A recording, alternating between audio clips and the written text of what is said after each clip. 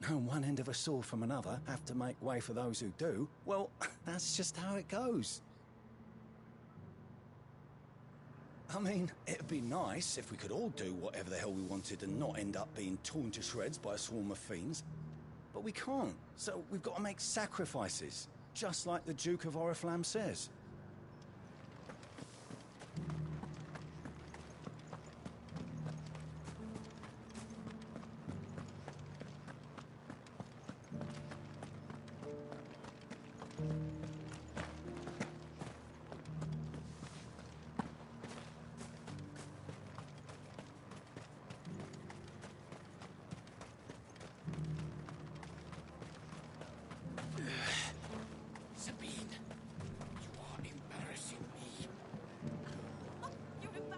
I hear the Duke of Oriflamme plans to turn this town into some sort of fortress. Do you think that's a good idea? It's not for me to say. All I know is that unless the Emperor orders me otherwise, His Eminence's word is law. Look, no one likes all these taxes and tariffs, but empires don't come for free. Once Sandbreak is back on her feet, we'll all reap the benefits. What the common folk don't understand is, this is for them too. Either we turn the Empire back into a force to be reckoned with, or we live in fear the rest of our lives.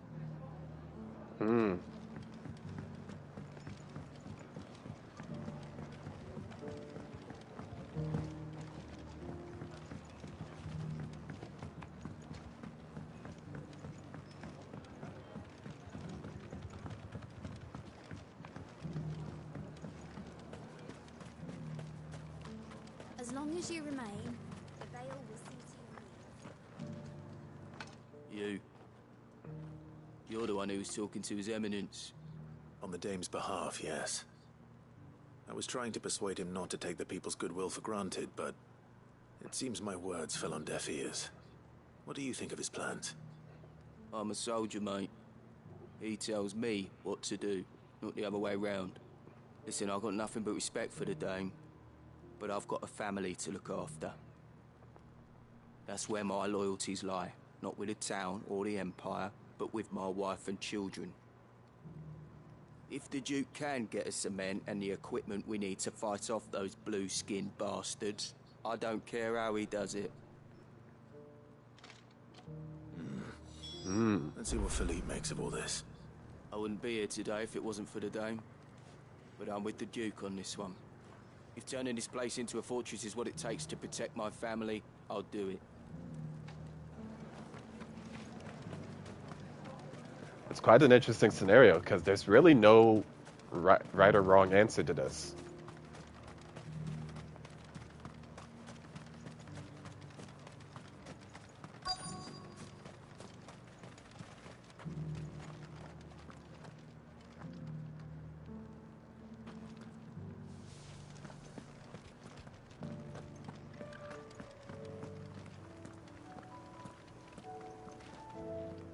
Captain, do you have a moment? For you? Certainly. Clive, wasn't it? Thank you for last time. How can I help you? I wanted to ask you about the Duke of Oriflamme. Do you intend to go along with his plan? But to tell you the truth, I'm in two minds. It's my sworn duty as a captain of the Imperial Army to obey his orders. But I can't say I agree with him. Philippe, I remember you saying that you became a soldier to protect the people you loved. The Dame included. That's right, I did. Well, she doesn't agree with the Duke's orders either. She thinks they could tear Northreach apart.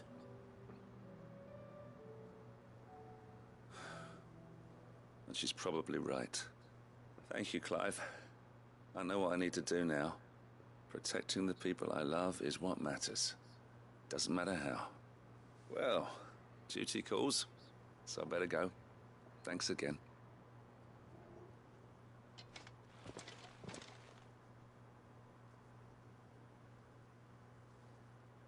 It seems Philippe wants to do the right thing at least. I expect Isabel will be pleased to hear that, if nothing else.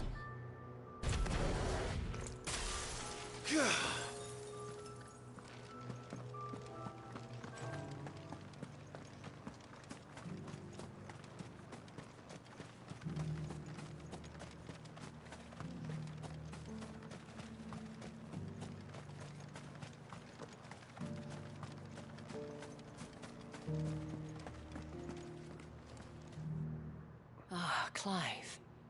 How did you fare? Were you able to speak with the Duke? I was, but...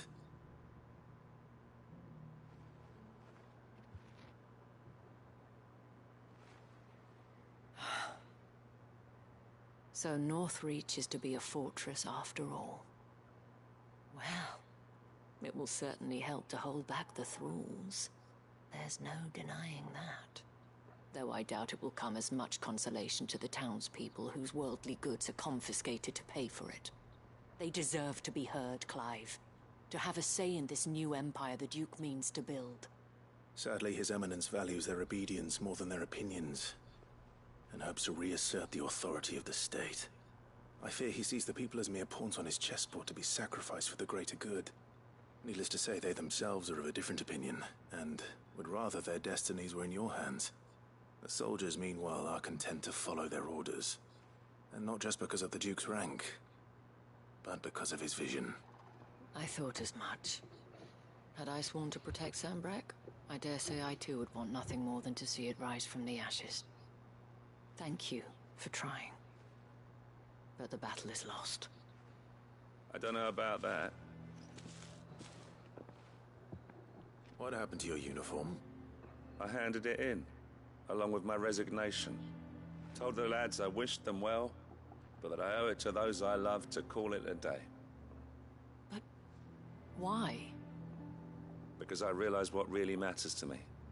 Not following some nobleman's orders for the sake of it, but protecting what I care about. Protecting Northreach. I honestly don't know when those monsters will return, but I'm certain they're not finished with us yet. And when they do come back, we need to be ready for them. We need to stand together, all of us. And with you to lead us, milady, I reckon we can do it. It was you who finally convinced me, Clive. There's no point following orders if they go against everything you believe. Indeed. All of us, standing together. That has always been Northreach's best hope, and one which still lies within our grasp. We have only to turn our attentions to the true enemy. Thank you, Philippe, for showing me what I must do. Anything for you, milady.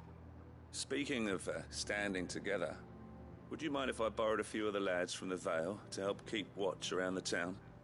I fear His Eminence has loftier tasks in mind for the guard.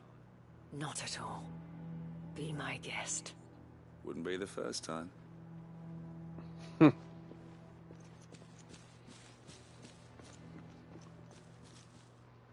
There may be hope for Northreach yet. Especially with men like you and Philippe to champion our cause. I, for my part, shall continue to work upon the Duke, in the stubborn belief that I might still tempt him into joining hands. But I suspect I shall have to call upon your aid again. Until then, Clive.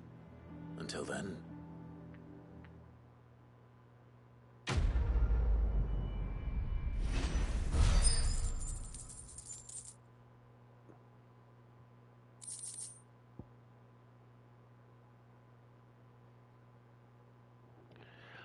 Give me 1 second, guys. I'll be right back.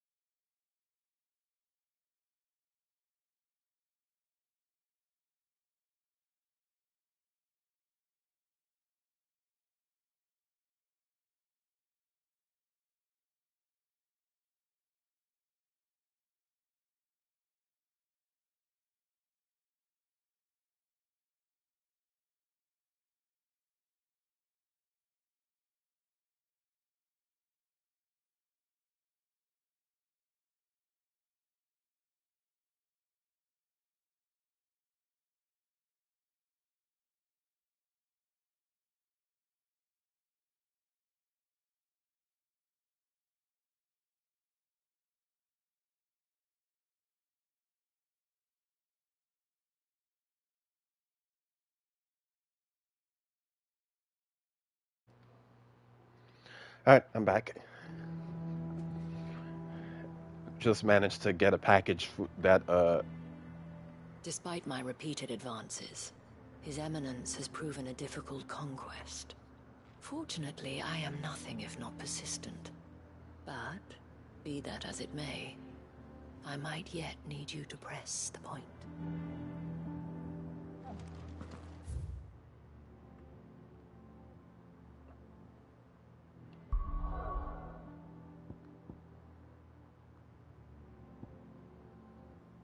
oh, I have a couple of other missions to do.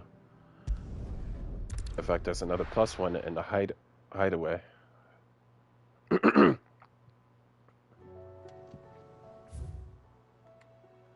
Where?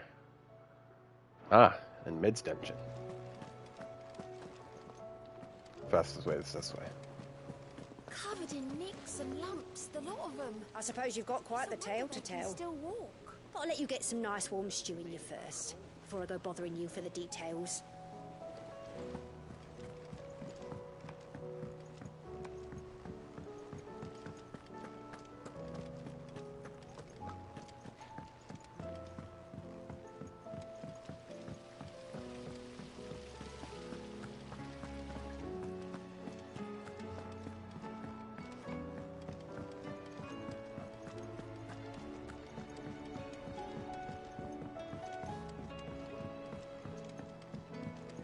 How was she? At the end. Ah, Sid. Just the man I was hoping to see. Did you have a mo? Don't tell me. You need more bomb ash. Oh no, we still got plenty of that left. I'm working on bringing another one of the Chief's designs to life. This time, it's a new smelter. It's got a reverberatory hood over the top for additional thermal amplification and a system of reciprocal recirculatory regenerators that let's just say it gets very blimmin' hot. A heck of a lot hotter than anything Blackthorn's got in his forge, that's for certain. Only mithril engines get hotter, and you can't chuck ore in one of them and get metal out the other end. Trouble is, we won't be able to make out of any old rubbish neither. We need the good stuff. And I hear you once helped Helena get her hands on exactly that. Any chance you could help me too? If it's for the good of the hideaway, I'd be happy to. Oh, it is. I promise you. So, what exactly is this good stuff you need me to find? We've got a couple of examples here. Spherical echoes, we call them. More fallen materials. So this smelter is similar to the mithril engine in more ways than one. That's right. They're a bit like the thermal helms. Fallen ceramics deal with heat like nothing else, see? And what's more, they're directional, transferring heat from the inside to the outside. But these things, they're all outside. If we line the hood with them, they'll reflect the heat right back into the furnace. We've collected as many as we can, and I know where we can get the rest. Trouble is, they're all watched over by their bigger, uglier cousins. So you want me to visit some ruins, destroy some echoes, and bring back the spheres they're guarding? That's it in a nutshell, yeah. We're only 3 short, mind, and we know exactly where they are. There's one up Amber Way, in that ruin that they call Lost Plume, and another in the Silent South, over in Dalmekia.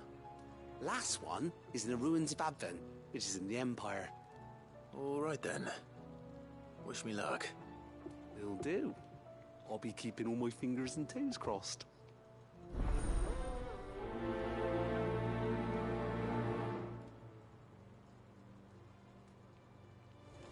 Can't say I've ever been to the Silent Sound myself.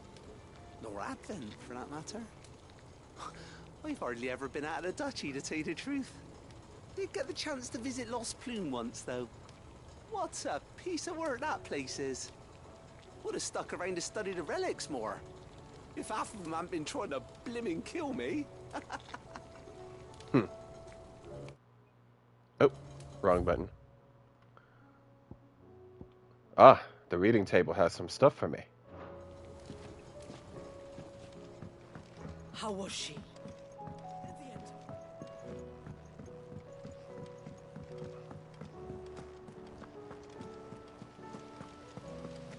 Miss, can we read Miss Editor's story for her? Canva lost.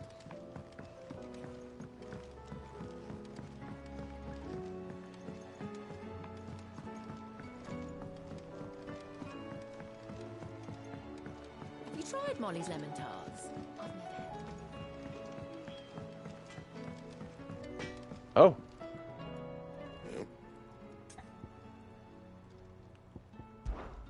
Yeah, That blighted thing float, did it? the weight of all that shit. Mid had me knocked out. I thought it'd sink straight to the bottom. Always the way with mids and veggies, though, isn't it?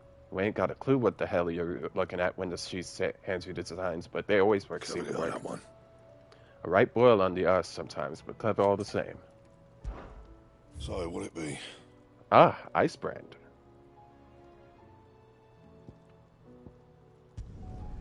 Not bad, if I do say so myself.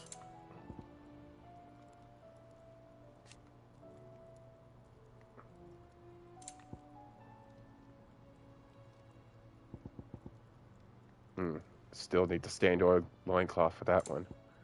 And need the stone tongue for this one. Wherever that one might be.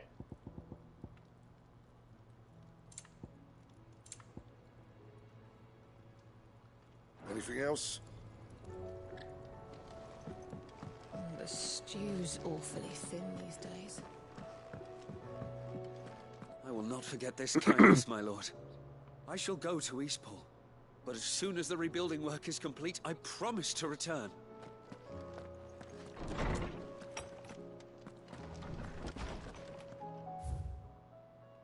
A healer's place. Thank you for helping me guide my mentor free from his mortal coil. Contrary to what the maddening crowd believes, we physicers are not without our limits.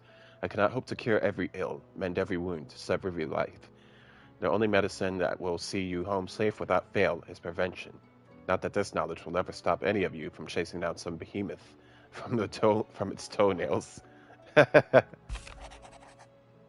Sir, I and the other Cursebreakers have grown concerned regarding the well-being of our captain. Despite the apparent unrest that his recent investigation had visited upon her, Lady Doris refuses all offers of assistance. If it is not too much trouble, I would like that you please speak with the captain and learn what troubles her so deeply. There's no way of knowing if Doris will confide in me, but I can speak to her at least.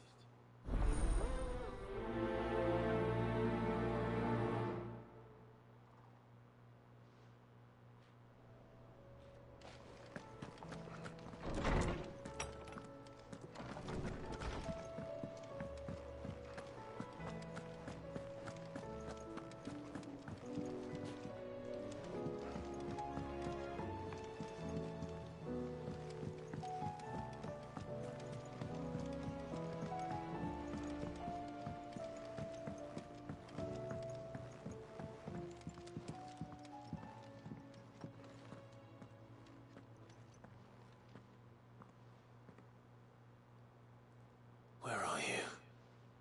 Can I help you, Sid? I'm looking for Doris. Is she here? I'm afraid not. She's at Martha's Rest on a job. My job, actually. When she heard what the mission was, she insisted on going herself. Alone. Did she? What was the mission? Following up on some new information. Once they'd settled in, the bearers you helped liberate in the Dragon's Eyrie were keen to talk about their imprisonment. And about their captor. The slaver Cole's team were tracking when they were attacked by the Beastmen. I'll go and find her. She's at Martha's Rest, you say? If she's not moved on already, yes. I hope everything's all right. Why would Doris insist on going alone? Maybe Cole was right to be worried. I would have gone to Martha's Rest with Doris, but she ordered me to stay behind. And I'm not about to start disobeying orders.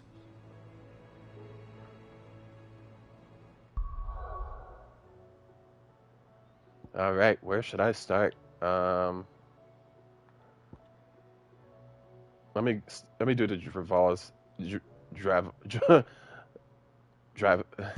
this.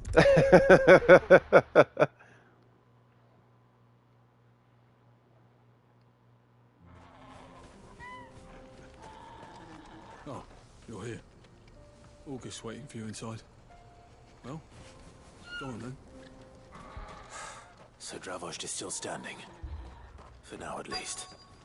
If you can swing a hammer, you can swing a sword.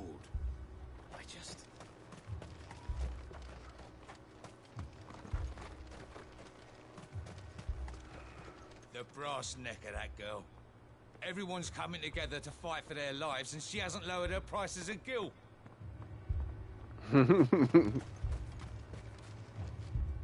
Clive! You're here! And the Akashic? Mostly off to the north still. But I spoke to Doris's scouts, and it turns out things are worse than I thought. There's swarms of them out there. Told old Snotty to be ready to seal the north gate. That should buy us some time if we need it. Enough for the villagers to barricade themselves inside their homes, at least. Well done. Welcome back, Sid. I'd never have guessed, you know. Not if August hadn't let slip. Who'd have thought that the savior of Dravost would turn out to be the realm's most infamous outlaw? Keen to help us out again? I am. Thought you could sneak off without me, did you? Blackthorn. Oh, what are you doing here? One of the scouts couldn't keep his voice down. Unlike my best mate who didn't think I deserved to know. Zoldan, how long's it been? Long enough for us two to turn into a pair of old codgers, I see. That your idea of an apology? Prick. Don't listen to him. You only did what you thought was best. For the village and that. I did, yeah. But that ain't the whole of it. Vulcan, our master, didn't leave the chiefdom to the two of us. He left it to me. The best blacksmith in Dravost, barring himself, of course. Bloody stupid tradition, in my opinion. If someone's got talent, you should let them practice their craft, not ask them to settle petty feuds and barter for grain. Our master wasted half his life that way. I wasn't about to let that happen to me. So you wasted half of mine instead? You're what Dravost needed. Under me and my precious ideals, this place wouldn't have lasted a year. So I left to devote myself to the work and spare you lot the consequences. I may be a selfish prick, but I only did what I felt I had to. What you had to do was your duty! Even if it meant we all starved? Enough. This is no time for bickering. You can finish beating each other up once Dravost is safe. Fine. I've said my piece anyway. Yeah, so have I. Sorry, Clive. I shouldn't have stuck my nose in. Short enough on time as it is. Still, give us a mo, would you? I need to get my head straight before any of them Akashic try to bite it off. Prick or not, I won't abandon Dravost to a swarm of Akashic. Just say the word. The villagers know to keep out of sight when the fighting starts.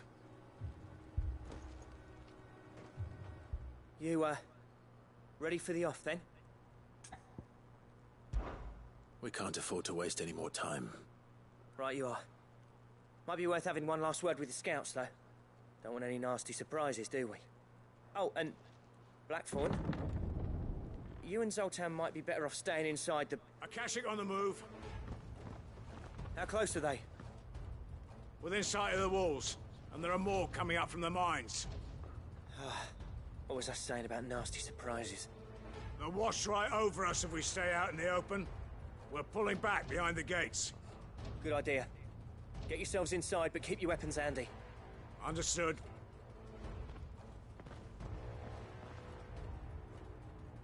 I'm prepared to fight if I have to. Well, let's hope you don't.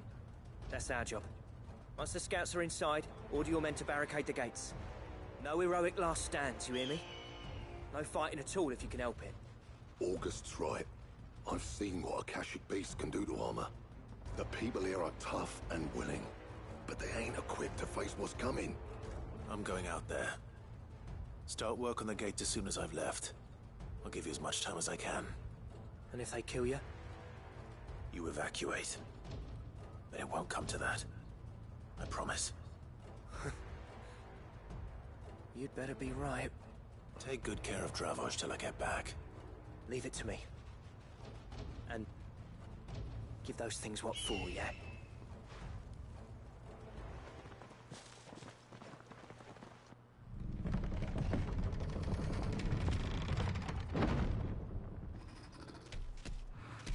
Oh.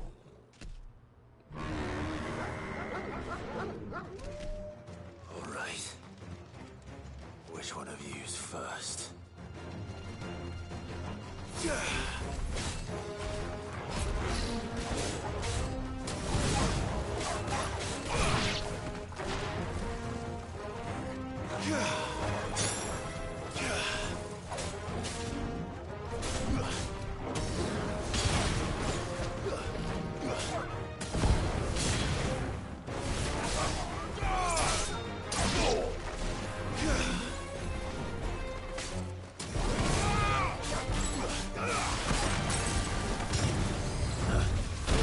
Oh, jeez.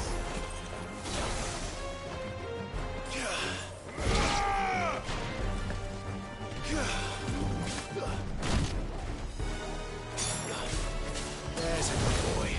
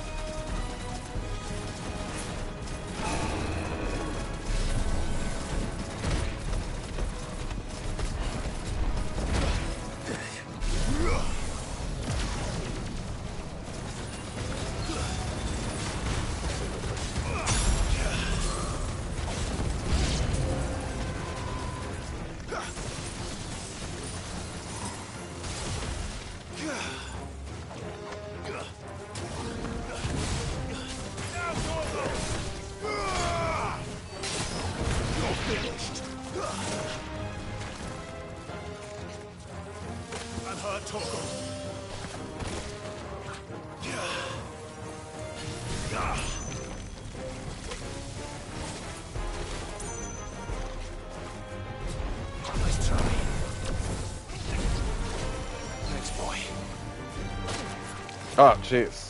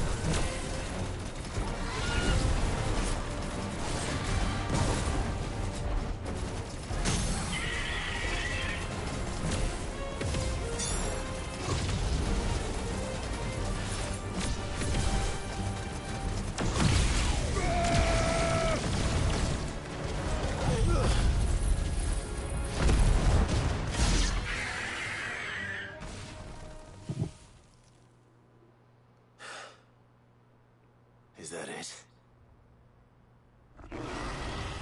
That's not it. Apparently not. Oh, wow. There.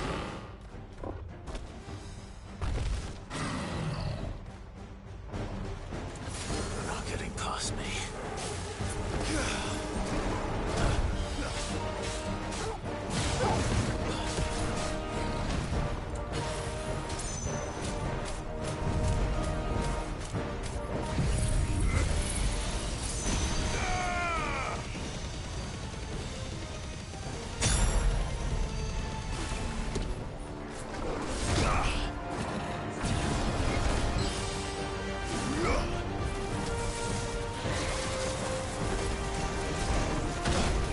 Oh, jeez.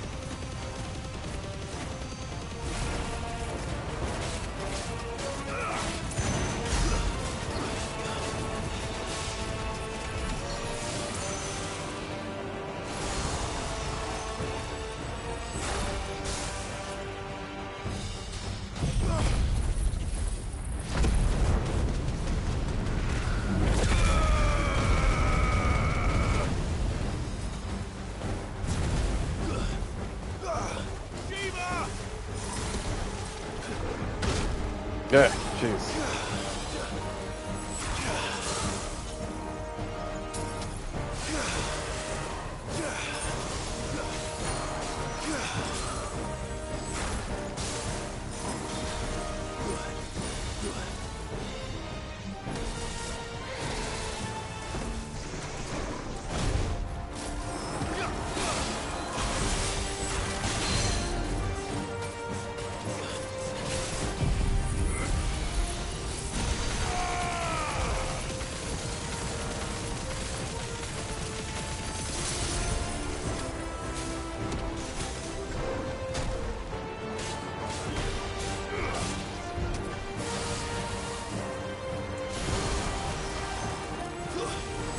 Yep.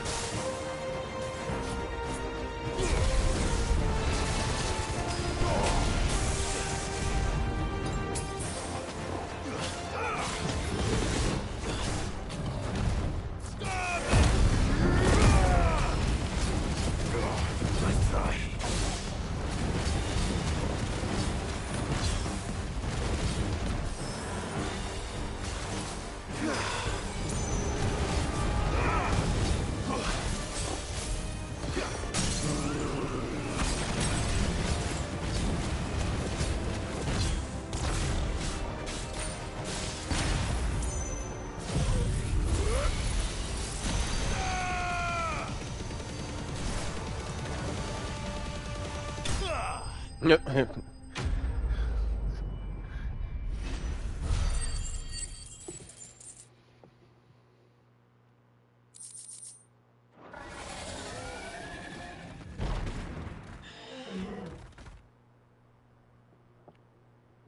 Now, the question is, did I miss any?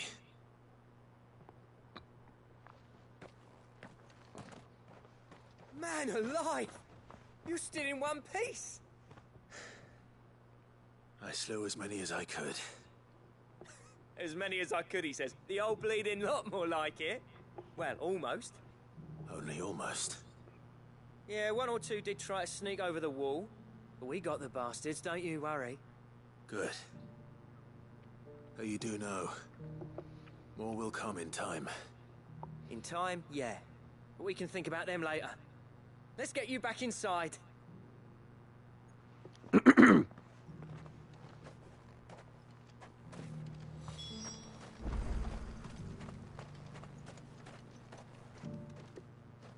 Sid! You're even more fearsome than your reputation. Enough to give those Akashic monsters nightmares. I almost felt sorry for the wretched things. But mostly, I felt grateful. Dravoged won't forget what you did today. I'm afraid I've only delayed the inevitable. There's no getting rid of that ether flood. Meaning that any living thing which stumbles into those mines will end up clawing at your walls again. And that's if the flood don't spread. If it does, well, I hate to say it, but the village's days are numbered. That may be, but we're staying just the same. With ether floods springing up all over, it's no less safe than anywhere, and more importantly, it's our home. We'll fortify the gates to the north, and I'll see that they're guarded day and night. All right. Then we'll give you a hand shoring up those defenses. As for you, Blackthorn, that's twice you've turned up when Dravos needed you. So, thanks. I shouldn't have stayed away so long. And I shouldn't have left without talking it over with you first. Too bloody right you shouldn't. Though I doubt I'd have listened. I always envied you. How you made everything look so easy when, for me, it was anything but. You leaving gave me the perfect excuse to hate you. And from that day on, I never once stopped to wonder what it would have been like if you'd stayed. But what you said earlier, it was true. You'd have been the death of this place. Finally, something we can agree on. I hope you see the sense of it eventually. You kept this place alive. Alive, perhaps. Wealthy even, but Dravoged isn't what it once was. Our work used to be the pride of Dalmekia. Now, we churn out the same rubbish day after day because it's easy and turns a profit. It's not about the craft anymore. I wouldn't send my sons to war wearing the shit most of our smiths are making. I've kept working, honing my skills, trying to lead by example, but no one sees the point. The average castle apprentice has as much passion for the craft as our current lot. Come back to us, Blackthorn. Remind Dravoged what a true master blacksmith looks like. I'll even man those bellows of yours if it means we can work at the same forge again. That's a kind offer. Kinder than I deserve. And I wish I could accept, but I'm needed elsewhere. There's people who trust their lives to my steel, and I daren't let them down. Fair enough. But that doesn't mean I couldn't visit from time to time. Let's see if we can't rekindle this town's passion for the craft, shall we? I'd like that. Just be sure to tell Snotty to let me in the next time I come calling, yeah? Knowing him, he'd let you in anyway. Blackthorn. The Master Smith turned outlaw, back in my good graces. I never thought I'd see the day.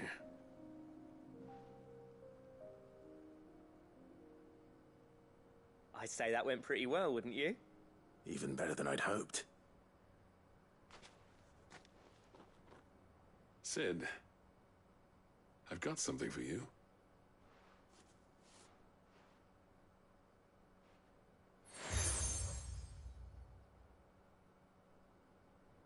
And this is? A token of our lasting gratitude. But I'm of a mind to make you a far grander gift. Designs for a certain sword have been passed down from chief to chief for generations. Now hold on, Zoltan. There's a reason no one's made that blade in centuries. There's not been a craftsman equal to the task.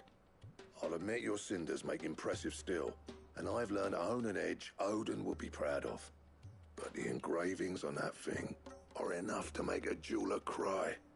And they're not just for show, either. Have you forgotten what brought you back to Dravozd in the first place? Hmm? A certain ring? I knew I'd never surpass you with the hammer and tongs. So I turned my hand to a different kind of metalwork. Between the two of us, I'd say we're the equal of any master craftsman ever to have graced a forge.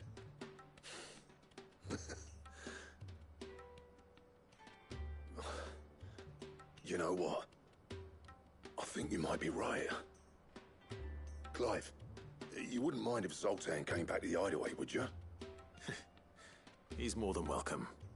As long as he can keep our secret. Right. Zoltan, get your tools. We've got a legend to forge. With a little help from Blackthorn, I don't see why we can't restore Dravozd to its former glory. Barring ether floods, that is. I'll tell you what, Clive. If we pull this off, it will ruin every other sword you've ever held. With a little help from Blackthorn, I don't see why we can't restore Dravozd to its former glory. Barring ether floods, that is. I'll get him back to the Hideaway. Don't you worry about that.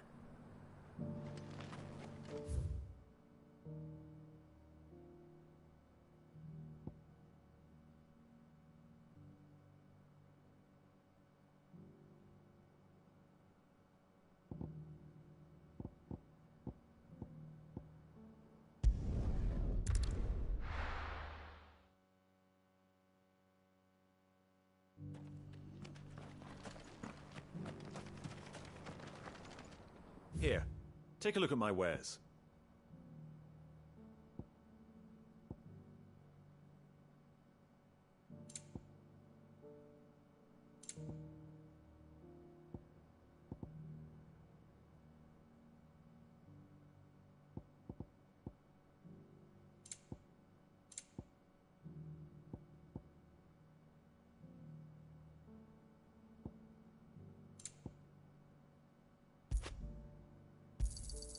Anything else? Come again.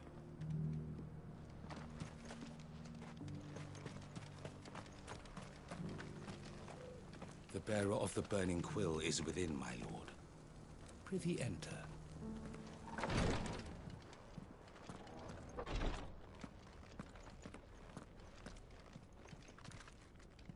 Lord Rosfield, is there aught the Undying might assist you with this day? Perhaps. My brother said that your order was helping him with his quest to uncover Ultima's origins. Have you learned anything of note since last we spoke? Little and less, I regret to report. I see. Be assured, however, that we will not rest until the truth is known. Even now, our archaeologians scour ruins in every corner of the realm for traces of Ultima's touch. Fallen ruins, I take it.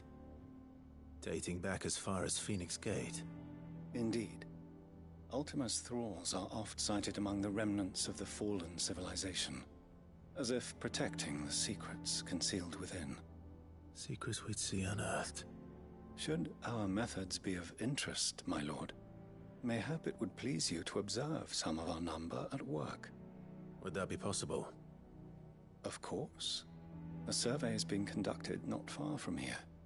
Perchance you are familiar with Kretov, a small hamlet built around a fallen airship. I was due to visit my colleagues there to collect their preliminary findings, but if you would consent to do so in my stead, I'm sure that they would be honored to relate any discoveries they have made to you directly. All right. I'll go and meet with them. They will be most gratified, I am sure. Might I suggest you take the road through Titan's Wake? It will lead you straight to the village after but a short walk. Thank you. I will. I wish you a safe journey, my lord. May the Firebird's flames burn ever in your heart.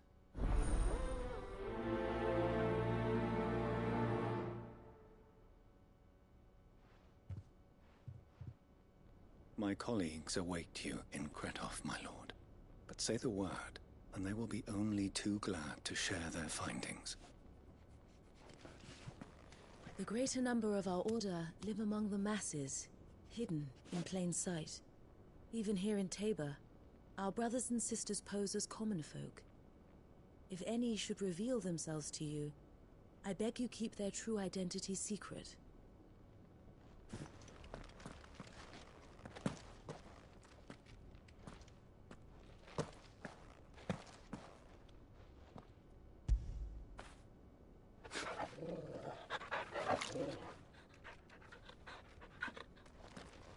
A village built around an airship.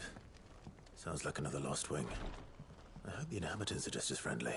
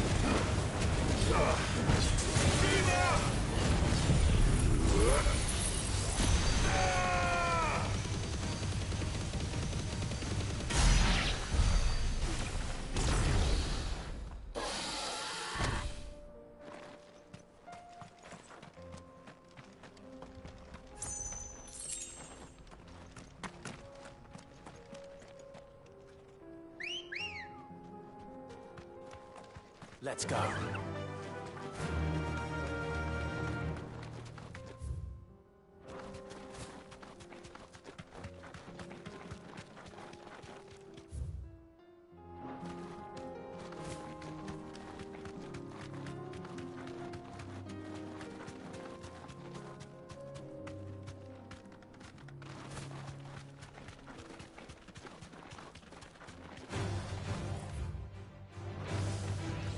You deserve a rest.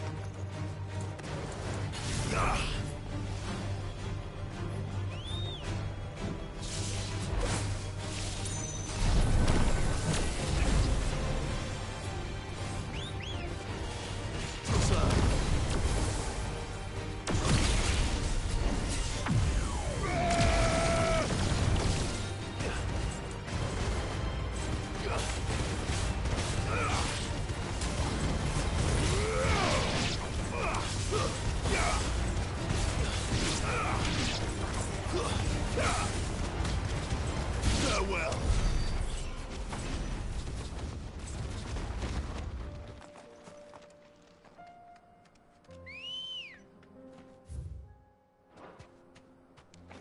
Ready, girl?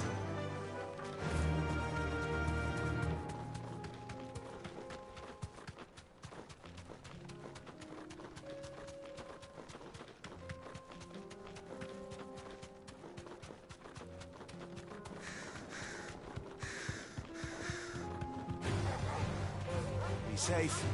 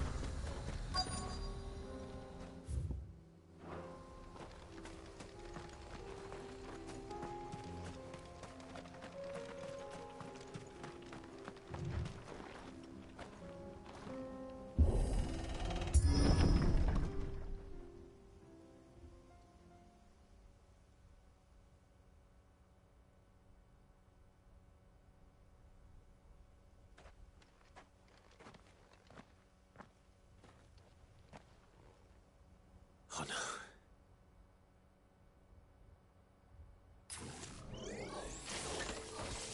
You'll pay for this. There may still be survivors.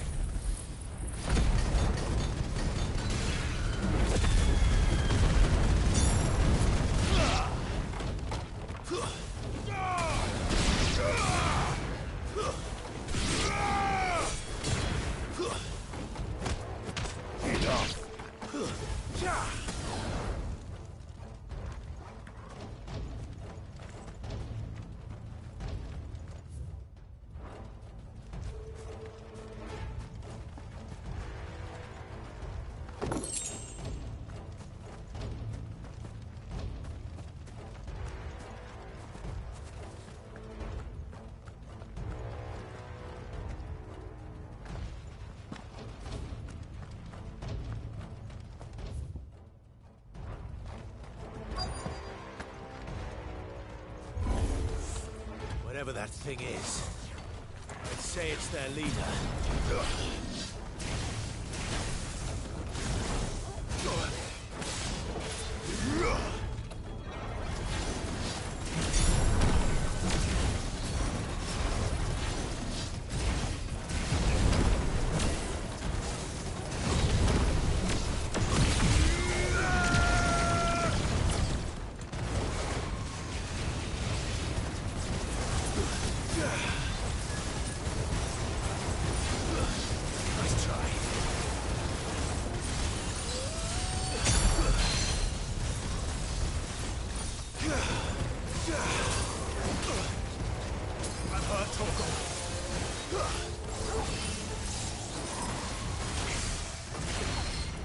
We're all ready.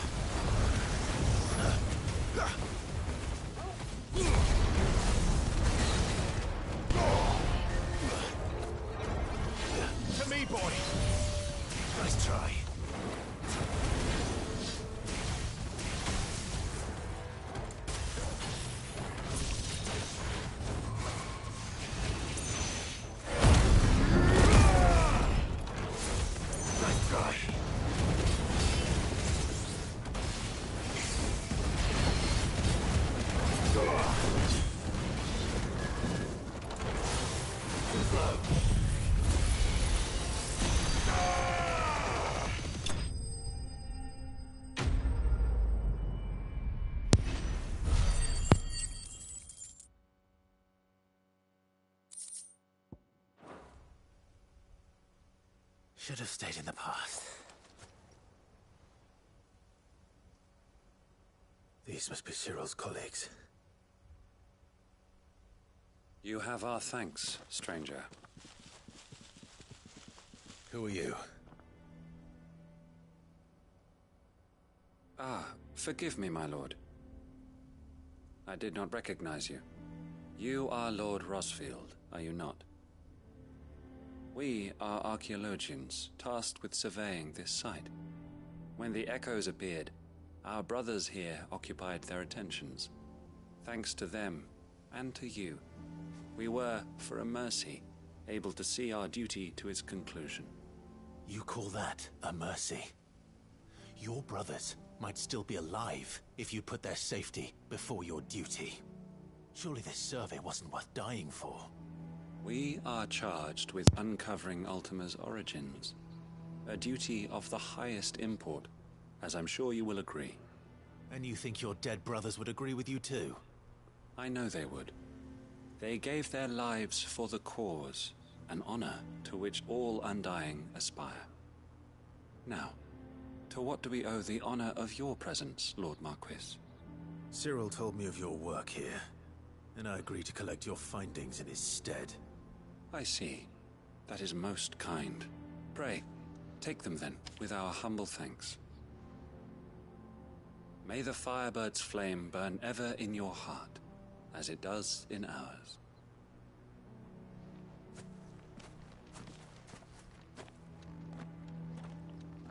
It's one thing to lay down your life for another, but for a survey... I suppose I'd better get this back to Cyril.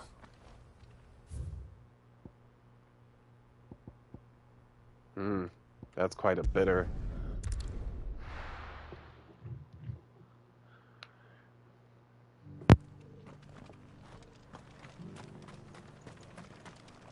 Welcome, welcome. A fine choice. Take care.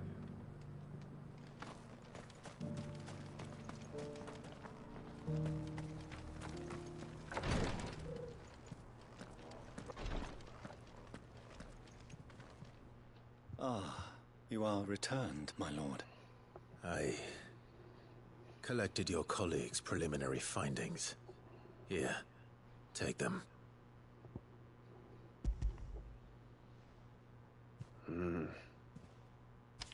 My thanks.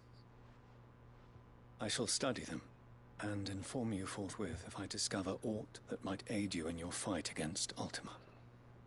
Cyril, your survey party suffered several losses in Kratov. Losses which could have been avoided, had the others not chosen to complete their work, instead of saving their friends. Were these your orders? No. This was their choice. Every Undying devotes his life to the service of the Phoenix. It is our sole duty, and should we die in discharging it, so be it. Even when death is avoidable.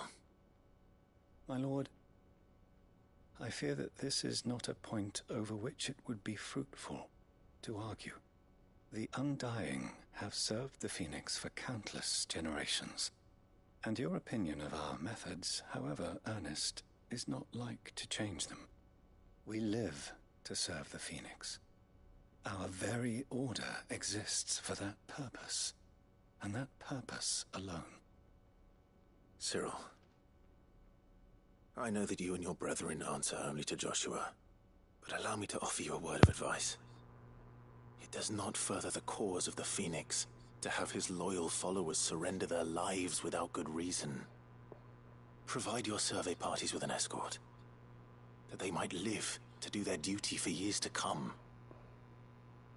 Think not only of how you can serve the Phoenix, but how Joshua would want you to serve him. Please. For all our sakes. I thank you for your advice, my lord. If you will permit me to respond, our faith in his grace, Joshua Rossfield, is absolute. And we of the Undying will do what we believe is right to fulfill our duty unto him. As first shield to the Phoenix, I am sure you understand what it means to do one's duty. I do. Then we are of the same mind. And it is my hope that we may continue to do our duty together.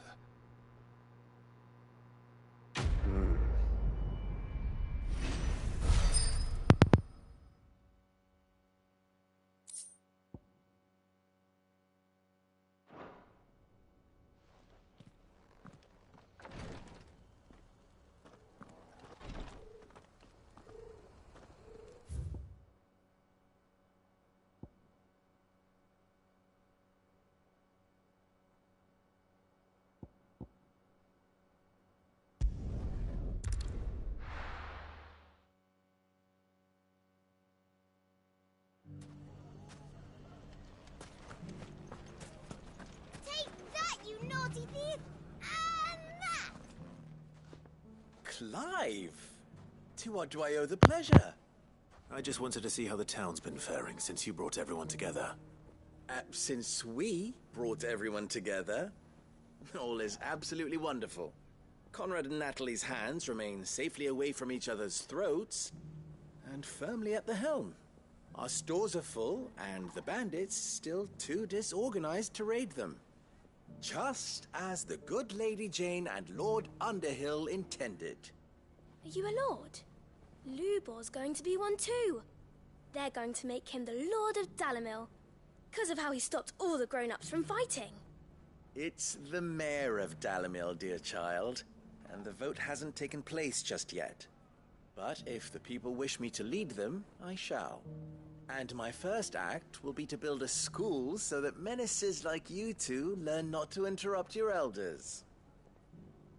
Speaking of menaces, there may be a rather worrying one just over the horizon. May there indeed. I'm afraid the example Conrad and Natalie set in putting aside their differences and presenting a united front might have caught the bandits' attention. And they might have elected to take a similar approach.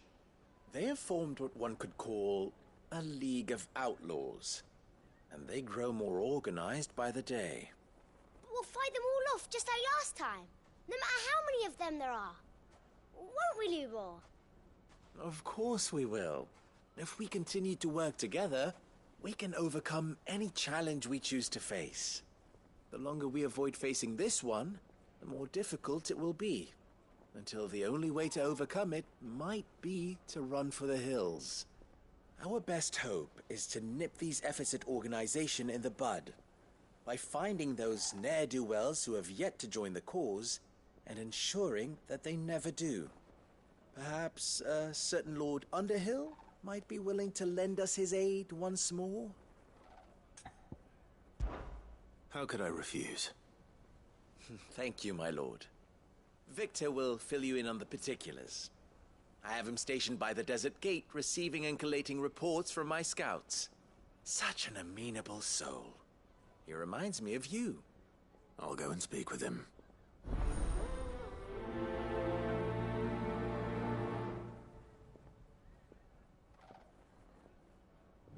What's the difference between a lord and a mayor?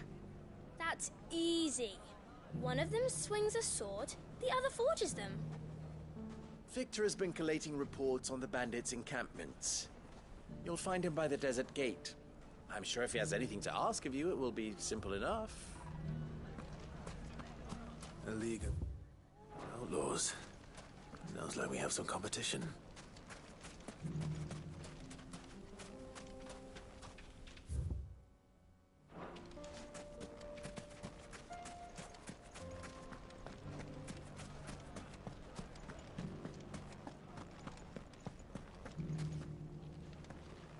We may have bloodied the bandits' noses, Sid, but it seems we have not yet broken their spirit.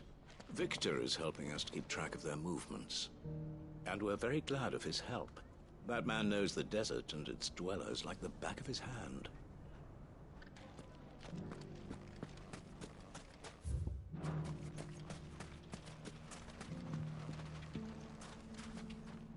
Still in Dalamil, Victor?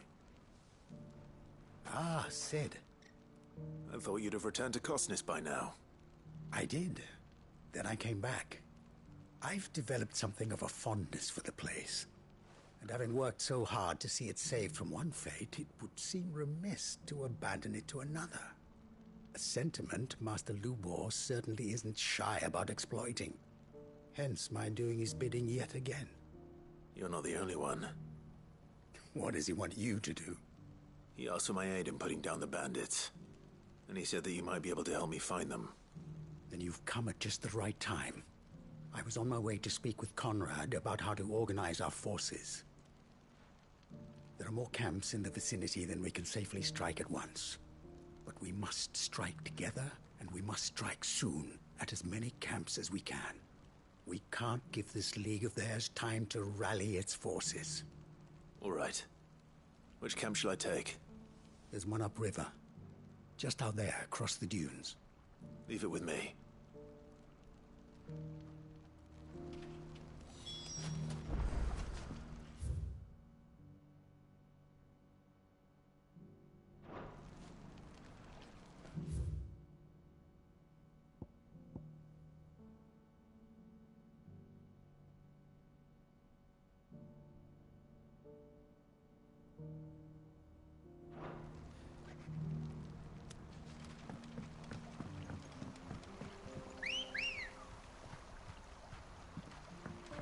Good girl.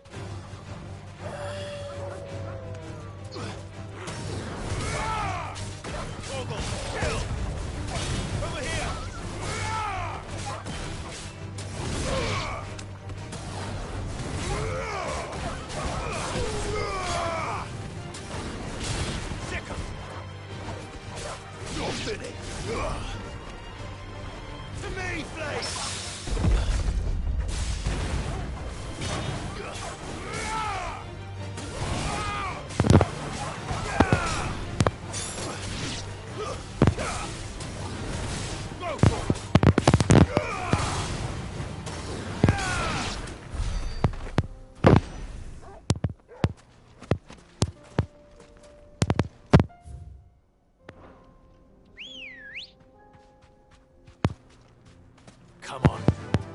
Faster!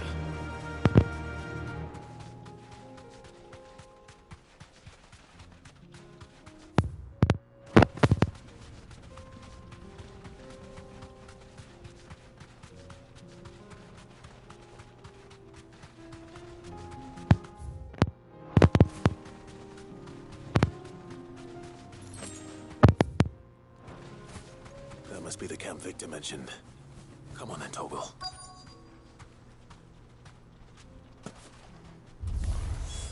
That's him! The one who killed Locke and Fingers!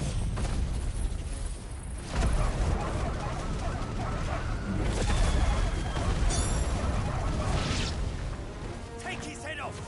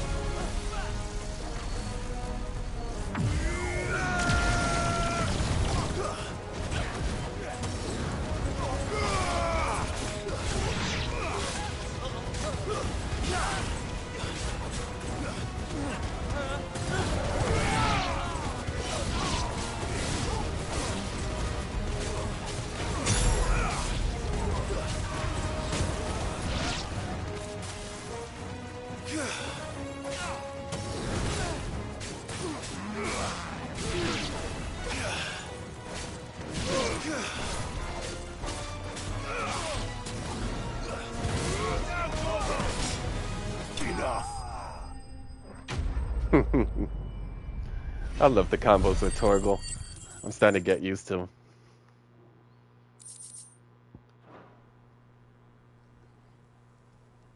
I better let Victor know. Sid, where are you? I see the bandits didn't pose you any trouble. No, but that's not why you're here, is it? No. Something's happened. We need you back in Dalimil. What is it? The whole town's in uproar. They're saying that Lubor is a bearer. What? What? Seems that one of our parties wasn't as thorough as they should have been.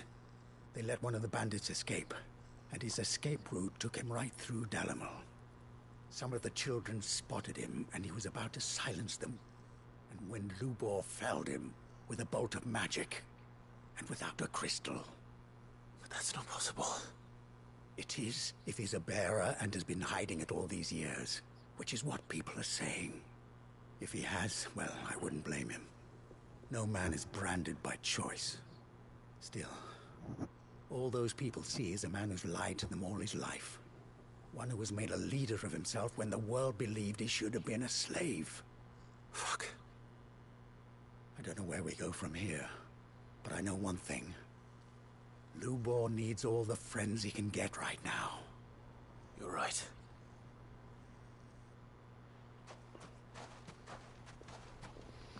I wasn't expecting that.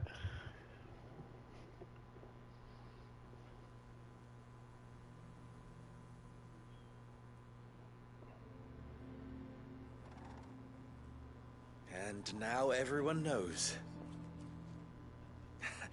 I made it a habit to keep a crystal close at hand for just such an occasion.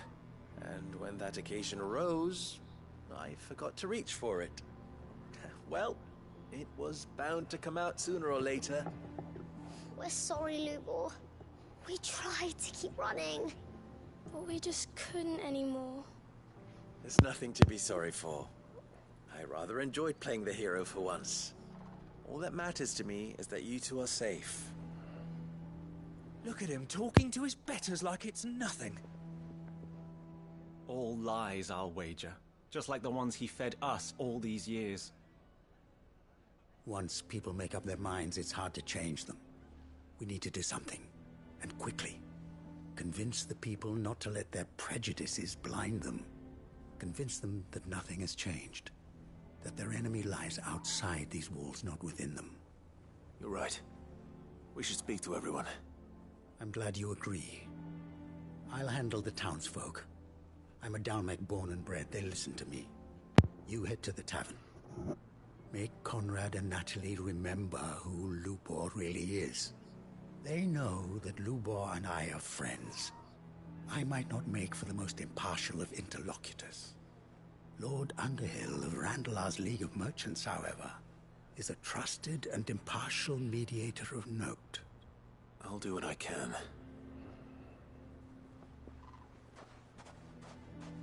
Lubor, stay here with the children.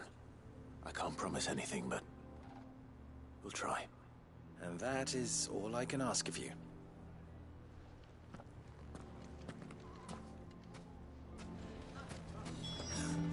Why are you taking the bearer's side? Why do they always have to make such a fuss outside? It's driving away. He knew all along that he was playing us for fools. Forgive me for disturbing you, but could I have a moment of your time? I've seen your face before. As have I. Lord Underhill, wasn't it? Of the League of Merchants. That's right. I wanted to speak to you about Lubor. The rumors that he's a bearer. All true, I'm afraid. He'll never be mayor now. Not if I have anything to do with it. But what of his wares? Bearer or no, his steel is highly valued throughout the Republic. In this at least he's done the town a service. Might that not earn him a little leniency? Leniency? He pretended to be one of us when he was laughing behind our backs all the while. I'm sorry, my lord, but he lied to us. He lied to you. He cannot be trusted. So what do you propose? Will you drive him from his home? Close his forge? Perhaps. That is a question for the people of Dalimil, and they will thank you not to get involved.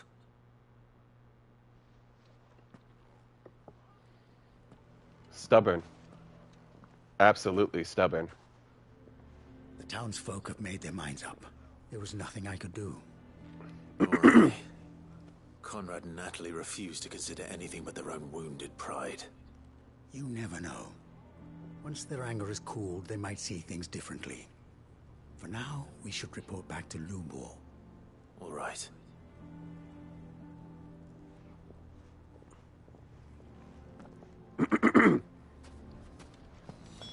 Why the hell would Victor take the bearer's side? I assume the situation is hopeless? There's still hope. But...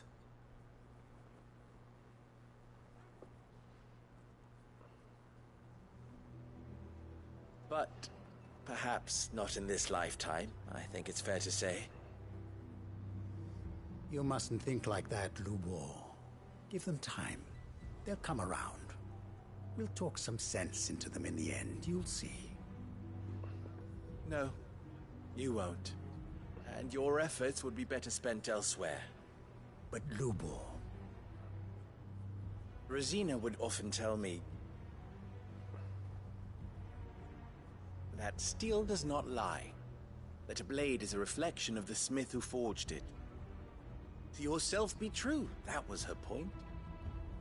Rather an ironic one when you consider that her life was taken with a blade of her own making.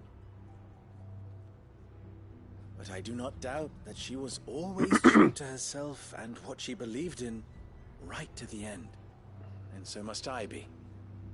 I must do what I know to be right, no matter what others might think of me. And now, I know what that is. I must embrace my new role of villain so that the people of Dalimil have something to unite against. For only united can they hope to stand against the threat that awaits them.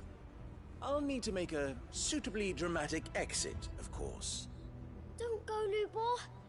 You're the only one who was ever kind to us. We'll be all alone. Again. Trust me, little ones. It is for the best that I go. Not only for the town, but for you, too. How could it possibly be for the best? These children need you. The least you can do is give the townspeople a chance to change their minds. I would not take it, Victor. It's over. Over, you say? And so just like that, you're going to throw this town and these children to the wolves? I thought you were better than this. But it seems you had me fooled as well. Victor. Forget it. Do what you will. You sure you're making the right choice, Lubor? Of those available to me, I believe it's the best one. Yes. Ah, but where are my manners? Here. A reward for clearing out that bandit camp. Right then. I have packing to do. If there's anything I can do. Anything. I'll bear it in mind. Thank you.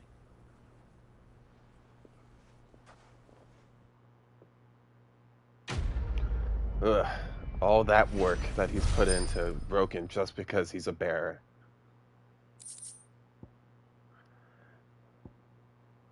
Why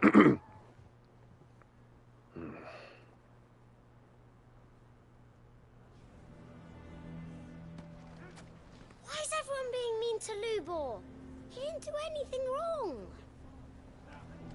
I'm going to go with him. Why didn't he tell us? For this exact reason. For this. For all of this. That's why. If you're going to try and convince me to stay, save your breath. I will not put those children at risk.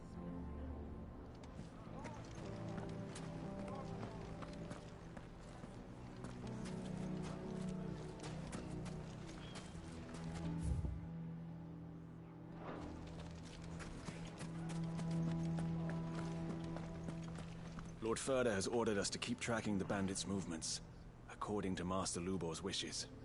Though he may not have told us the full truth, Lubor's never given us any reason to doubt him.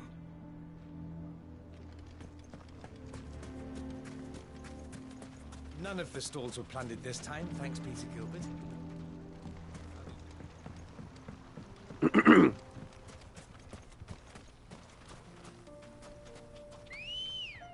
Alright. To the plus sign I go!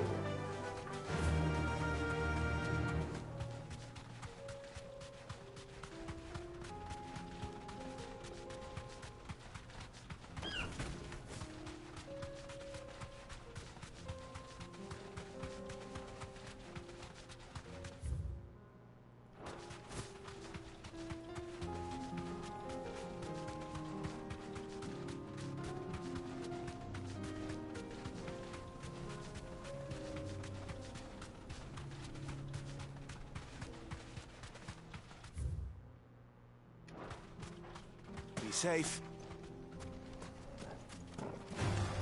All right.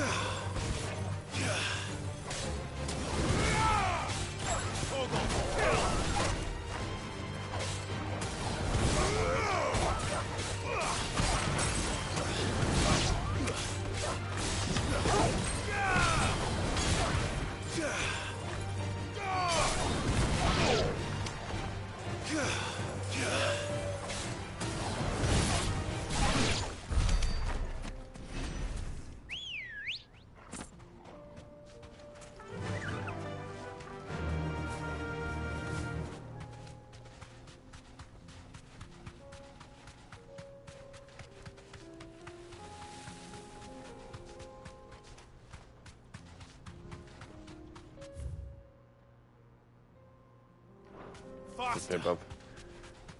think they both head to the same place.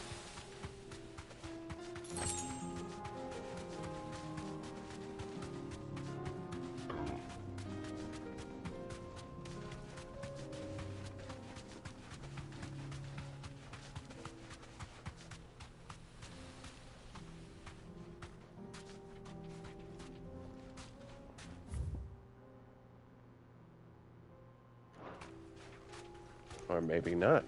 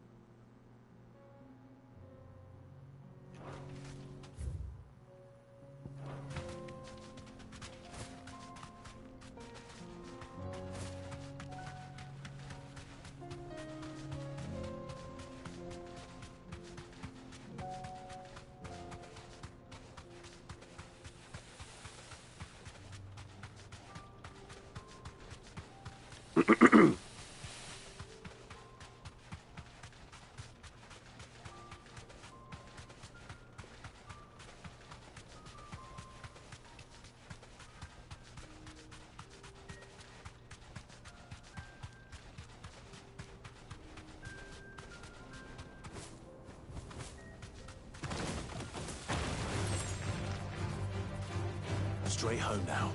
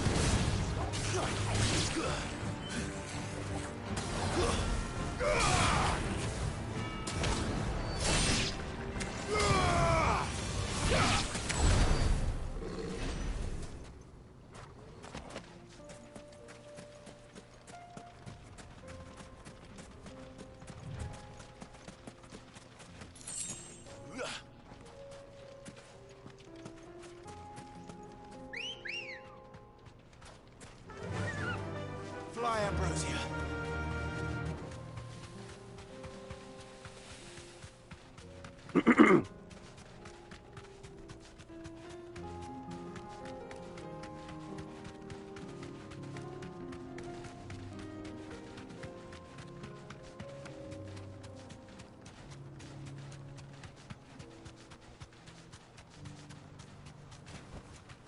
That'll do, girl.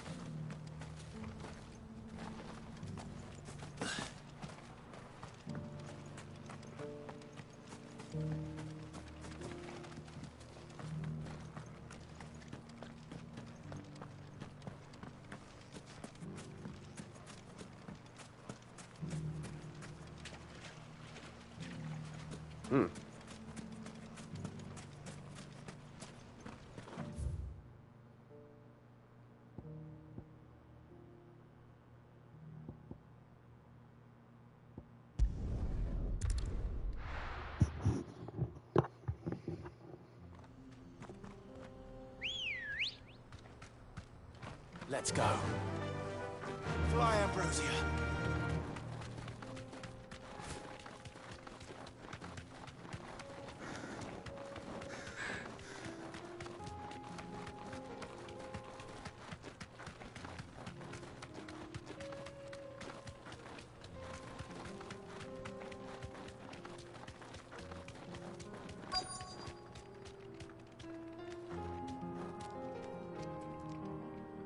Straight home now. I'll need to deal with these ones first.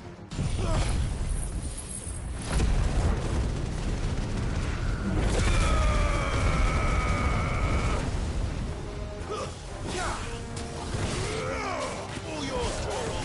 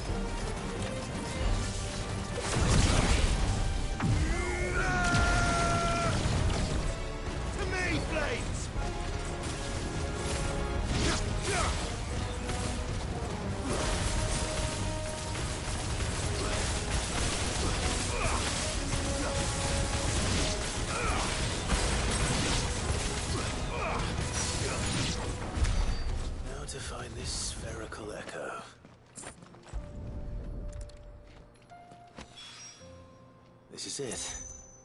Right then. Just two more to find.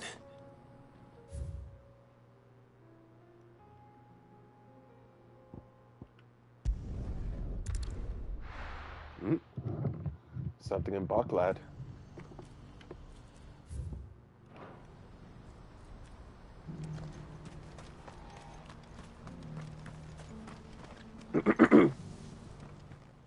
Clive, you'll be pleased to know that the negotiations are progressing well.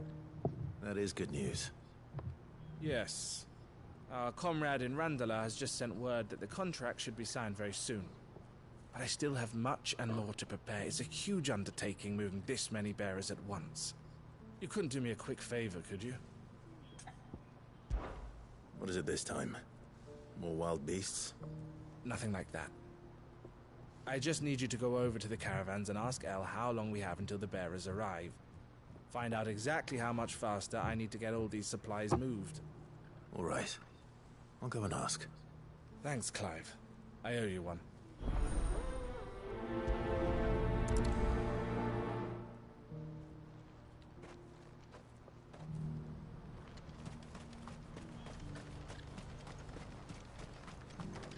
Well met. Farewell.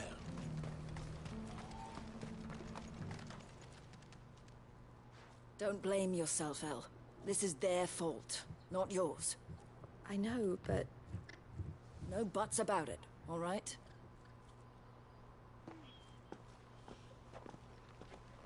Is something wrong? Vonnie came to give me a message from our intermediary. The talks with the Republican army have fallen through. They've reached an agreement with the Silver Peak Consortium instead. Though prices have fallen of late, we deliberately offered above the going rate to try and deter other bidders. But the Consortium offered double what we did, and the army jumped at the chance. You had no opportunity to make a counteroffer? None at all. And we were so close. El? What's happened?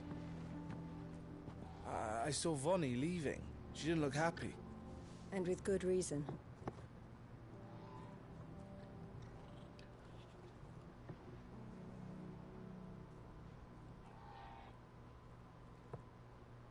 But I thought we were the only ones the Fist was speaking to about the bearers. How did the Consortium even find out about this? It's not so surprising. They have ears all over the Republic. This isn't over. The Consortium will have to sell these bearers eventually, and at the price they paid, buyers will be few and far between. I'm going to Randalar myself. Alone? You sure that's wise? Are you offering to be my bodyguard? How kind. Meet me at the checkpoint near the capital gates. I'll send an owl ahead and request a meeting. You go to Cashlock, Theo, and get everything ready. We've waited far too long as it is. Even if I fail to free these bearers, there will be others. Someone needs to prepare the place and keep any prowling beasts at bay. Oh, and that's me, is it? Well, it looks like I'm following orders till she gets back from meeting the Silver Peak Consortium, who've been doing their best to undermine our scheme. She'll never join them after this, surely. No, she said it herself. She still has plans for Cashlock, even if this one falls through. She means to stay with us, then. I can't say I'm not happy to hear it, but... is this what she really wants? You have to trust her. You're right. It's what she wants now. And if El's off fighting for the cause, I should do my part too. So I bid you farewell and safe travels, my friend. I'll gather my men and leave for Cashlock. We'll make sure the place is well stocked and defended. You go to Randalar and see if you can stop my sister biting the Consortium's heads off. If she won't consider her prospects, someone has to. I'll do my best.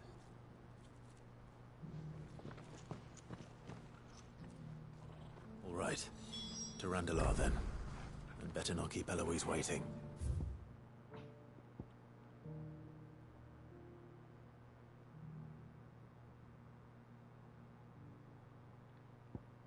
That's Randalar, right?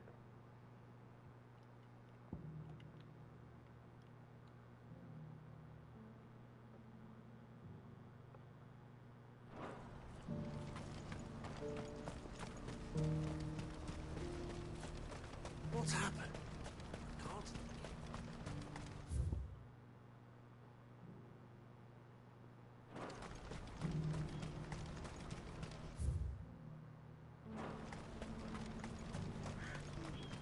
Oh, yes, I remember Rondell is. Looks like this is the end of the road. When are they gonna let us through?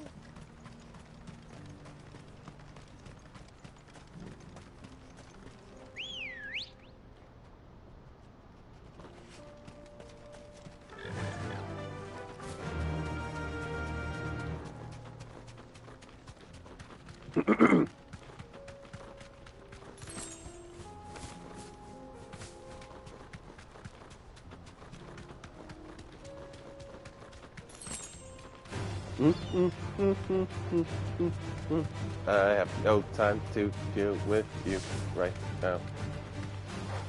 All right.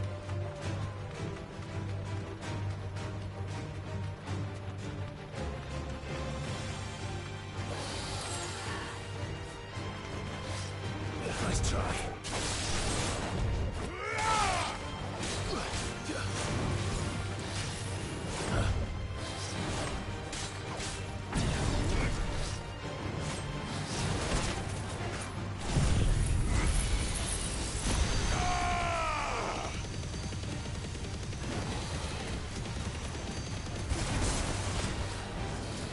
Nice try.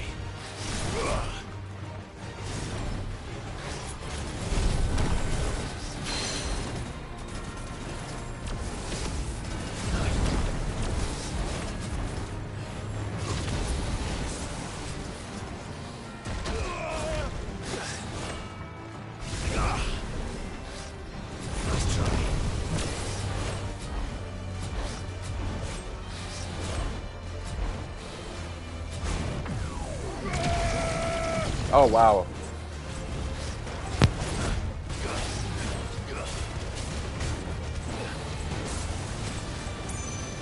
Nice try.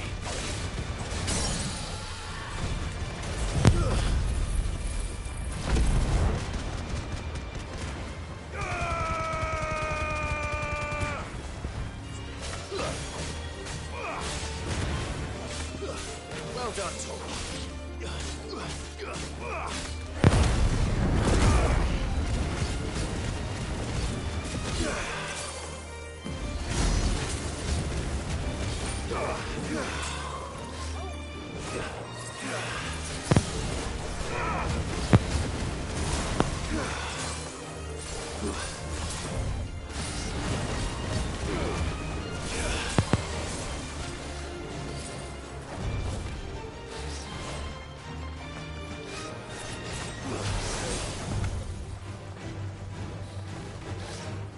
Nice try.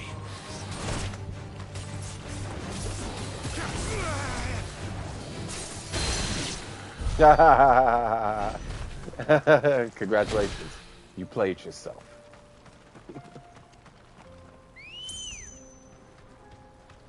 Ready, girl? Run like the wind.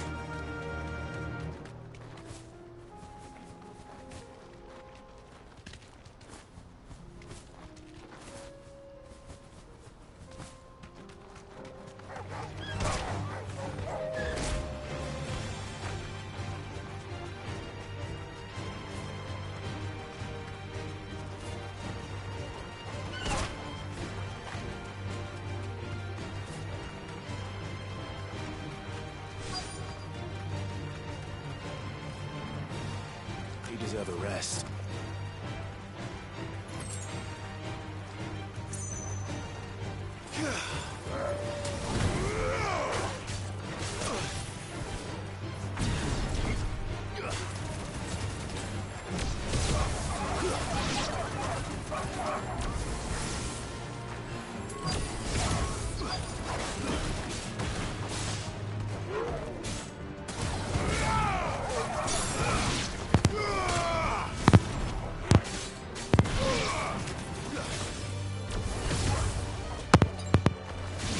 Oh, jeez. Not what I meant to.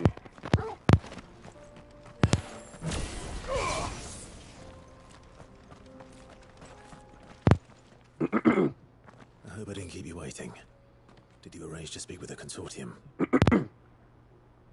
Here they are now. You wish to consult with me? I did. It's about the bearers you recently purchased from the Fist. We had all but finished making arrangements to buy them ourselves, and then you stepped into the fray. You misunderstand. The Consortium had an interest in purchasing them from the very first. It was only our regard for you that kept us from bidding. But your hesitancy in accepting our offer to you suggested that the regard was not mutual.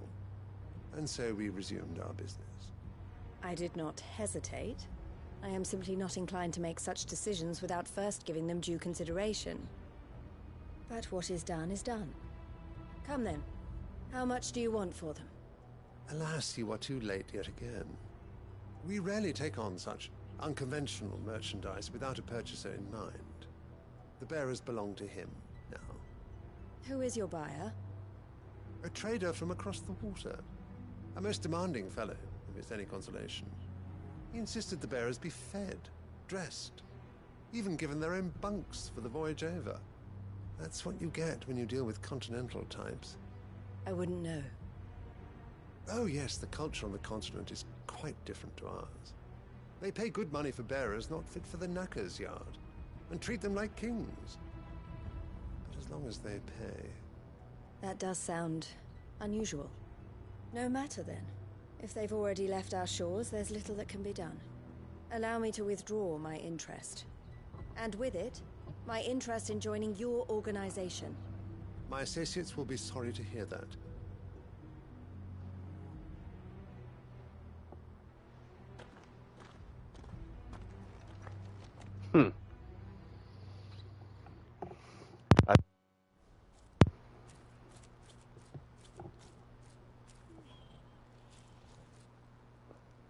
I'm sorry you weren't able to save them. As am I. But I only have myself to blame. He was right, you see. The Silver Peak Consortium did intend to buy those bearers before I did. Their representative hinted at a possible purchase when he came to recruit me. I feigned interest in joining them in the hope he might be encouraged to tell me more. And he did just that. As soon as he left, I sent my own offer to Randalar. So you never... No. I entertained the Consortium's proposal solely so I could learn more about those bearers. But I was a fool to think they wouldn't find out. I knew exactly who I was dealing with. You tried. I did. And if what he said was true, the bearers are to be well treated. Which is something, at least. But they deserved more. I wanted so badly to see them freed. Eloise! Eloise! Word from Cashlock. The village is under attack. A pack of beasts have come down from the mountains, and there's a dragon at its head. Theo and the others are trying to hold them off as best they can, but the odds are against them. They need help, and fast. Theo! I'll go on ahead. Thank you, Clive. I'll gather some men and join you there. Just... make sure he's safe.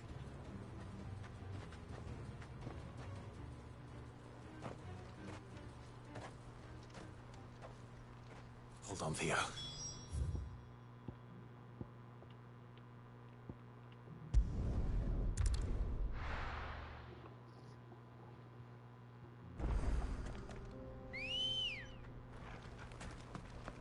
Let's go. Faster!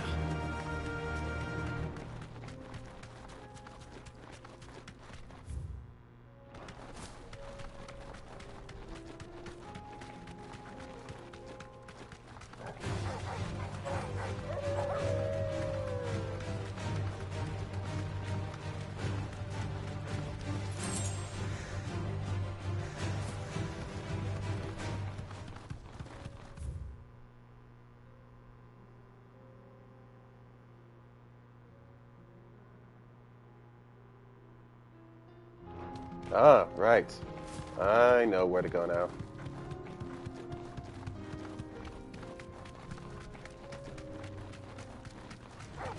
Time to fight.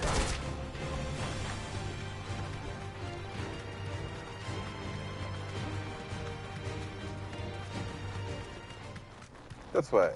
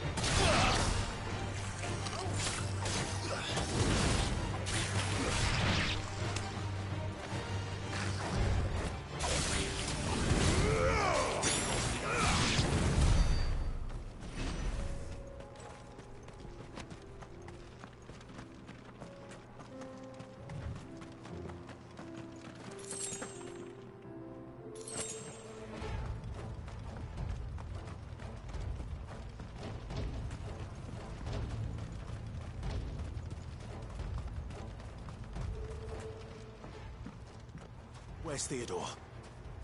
Upriver! He led the dragon that way to keep it from the village, but the whole area's flooded with ether.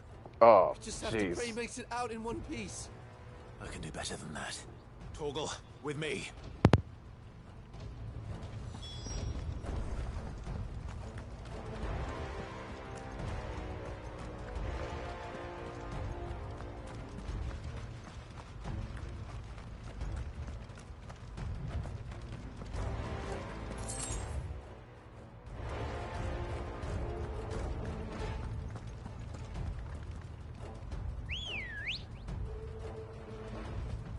Come on. Fly, Ambrosia.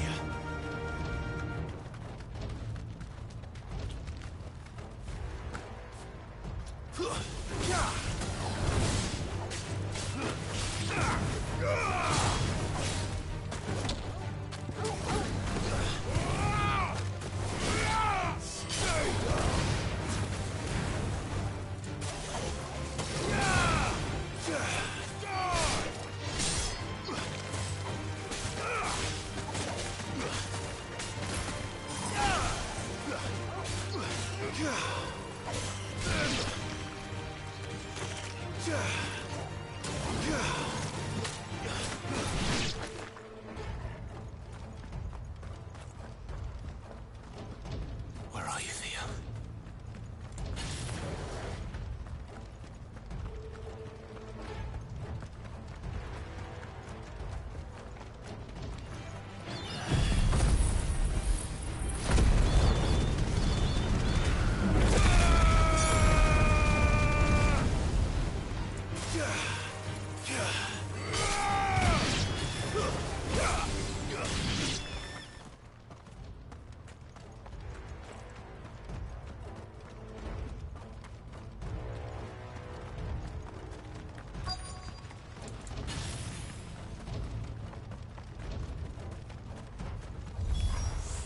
Damn it. The ether's too thick. These creatures have already turned.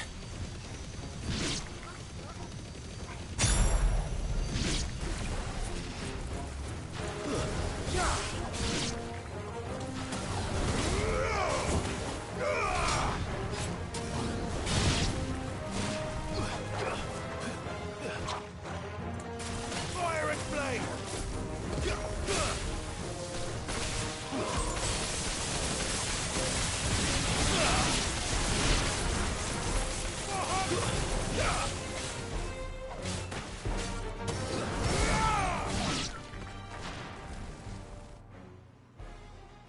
I can't waste any more time.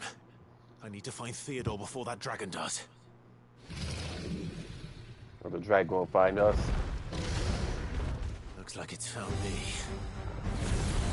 This thing's turned as well. This isn't going to be easy.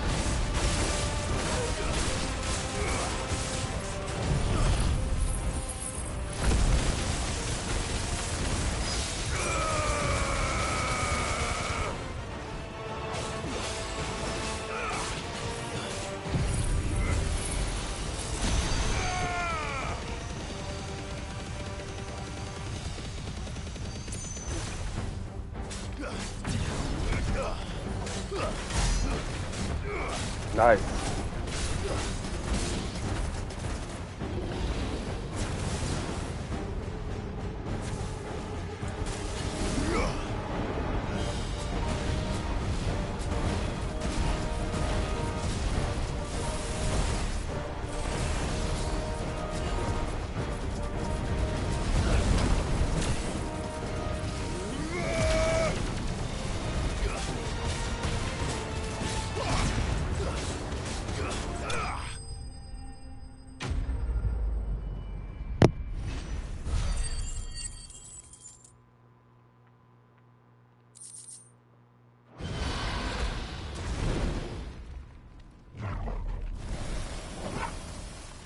Clive?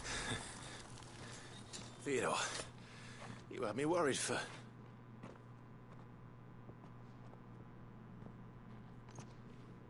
Ah, fuck no.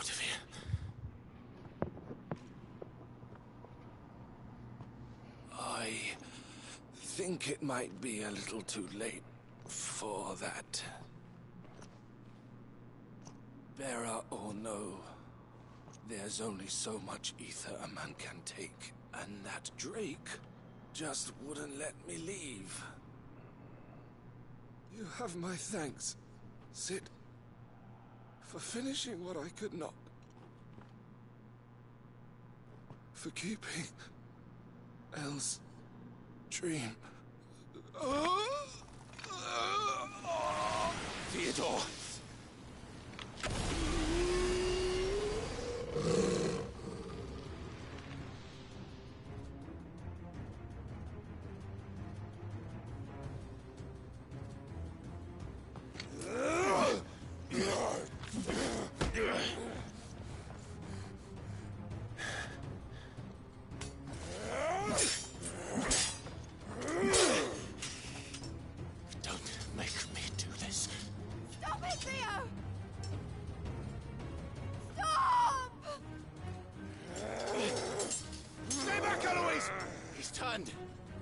And so will you!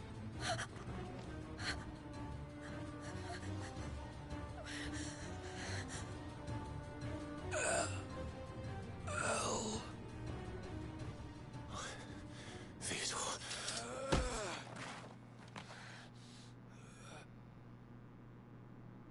Take care of my sister. Theodore, wait. Goodbye, Elle.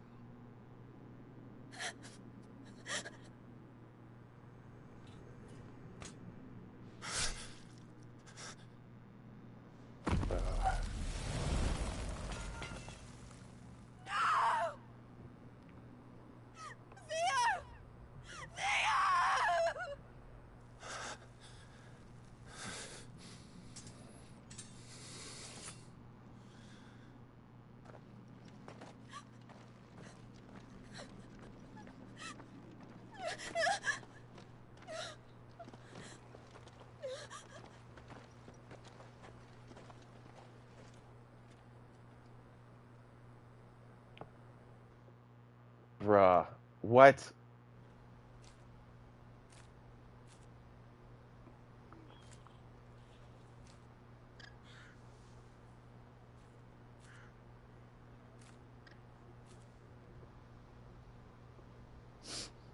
Thank you, Clive. I think I'll be all right now. That was true bravery he showed. Leading the dragon away from the village like that. His first instinct was always to protect people. To put others' well-being before his own. And now he's gone. Because I sent him to that place, against his will. It wasn't against his will. He was ready to do whatever it took to show you he could stand on his own. So that you would finally be free to live your own life. To live my own life? He never could come to terms with the choice I made. What exactly happened? You once told me Theo was the first bearer you ever helped.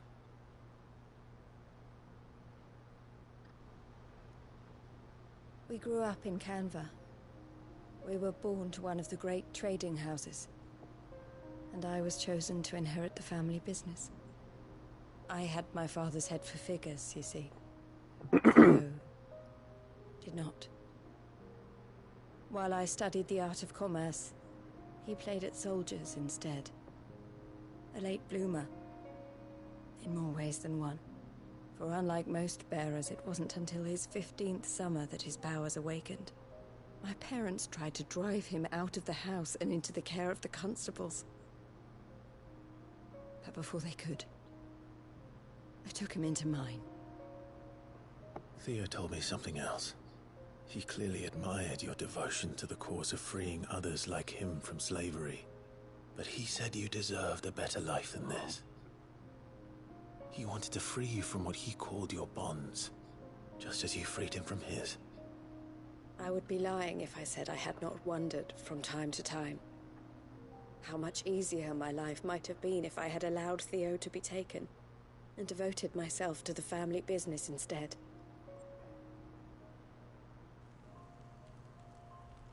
But I have never regretted the decision I made. Being with my brother meant more to me than tradition or reputation. I only had to look at him to remind myself of that night and the choice I made and the fact that I would make the same choice again in a heartbeat.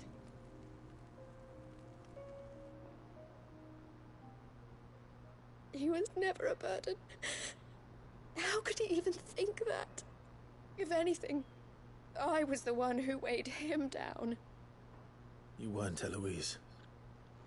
He said it himself, that he had always been grateful to you for saving him, and that he wanted to repay you by letting you live the life you were denied. Neither you nor Theo weighed each other down. You loved one another. You did whatever was necessary to continue living your lives together, and you always would have. You're right. All I ever wanted, all I ever did, it was so we could be together. Oh, Theo, why did you have to...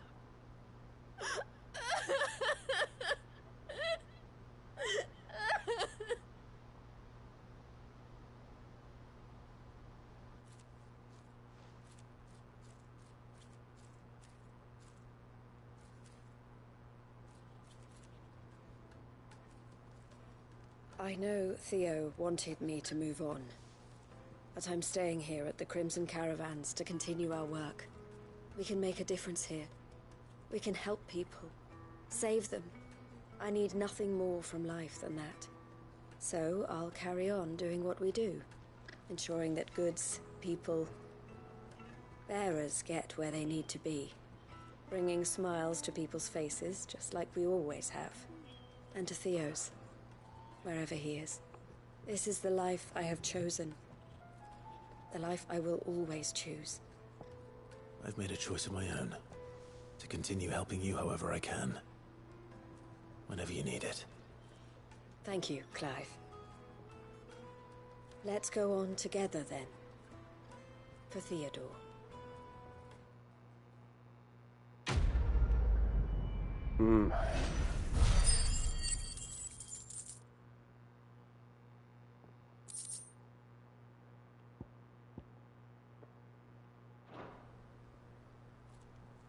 That was heavy.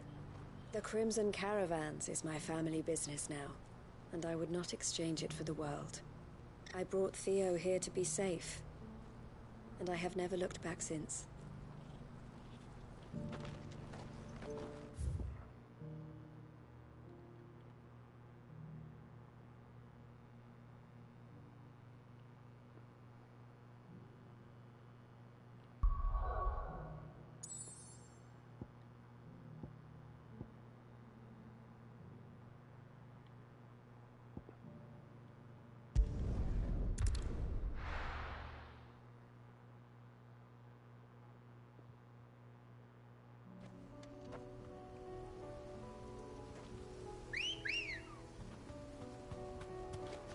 Ready, go? Yeah!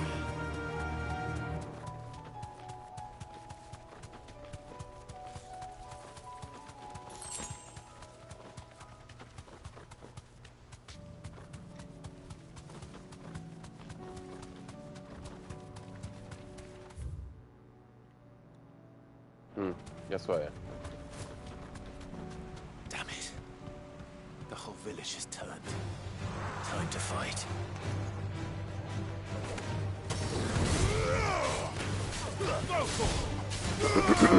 Stay down. Farewell.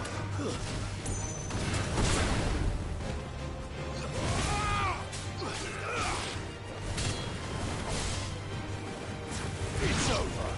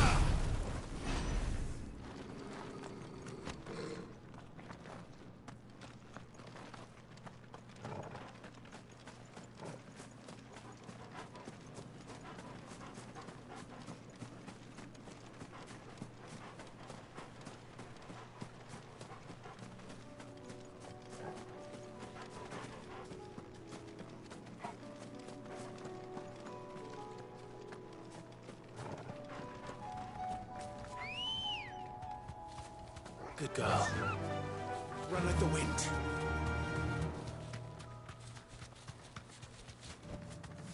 Thanks, girl.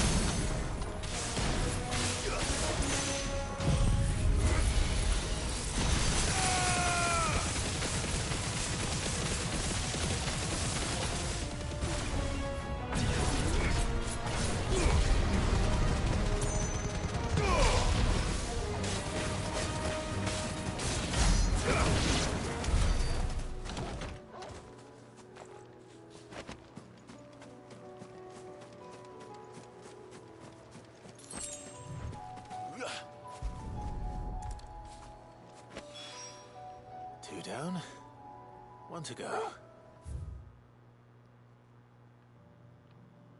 To Martha's Rest I go.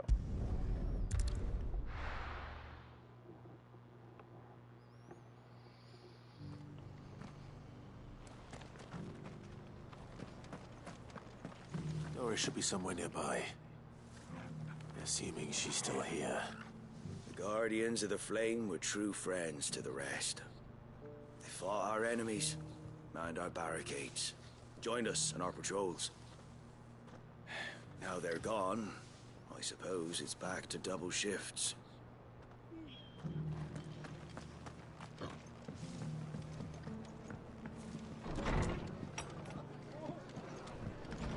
Can't say it wasn't a relief to see the better part of the Guardians finally taking their leave.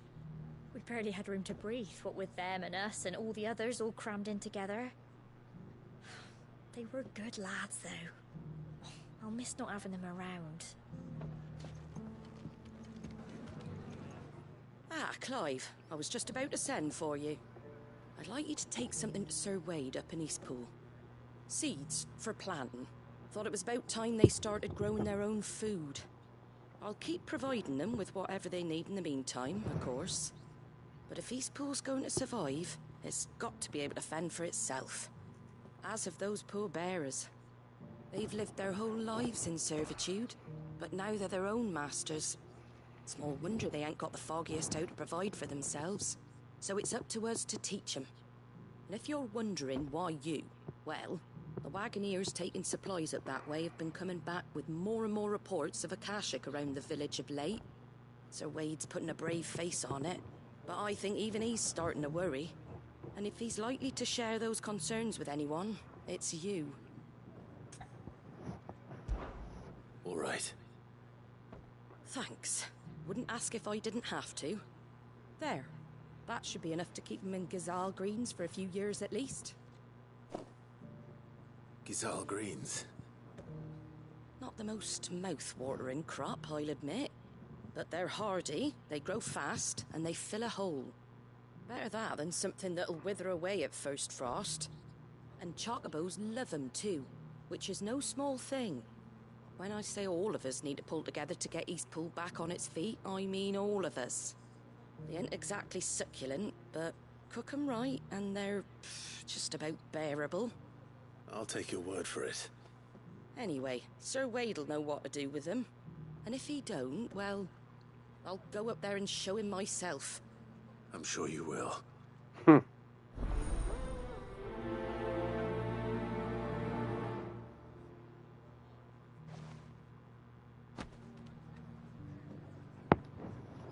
Get them Gazal green seeds up to Sir Wade in Eastpool, would you?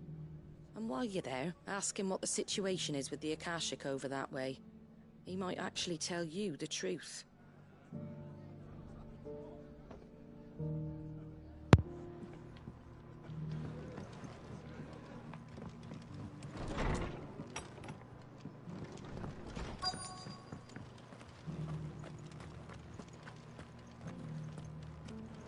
Just because the heavens have gone to wreck and ruin, it don't mean we have to. How do?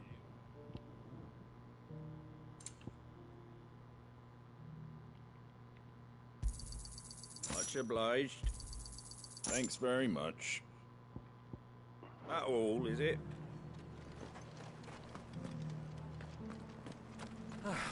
Nearly done.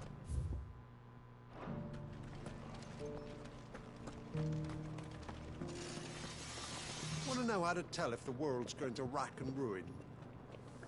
Look for busy bladesmiths.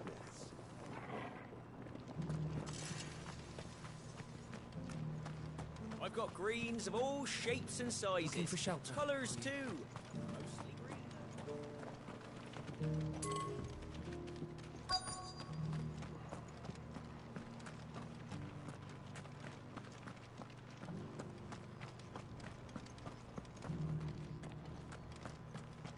It doesn't still hurt, does it?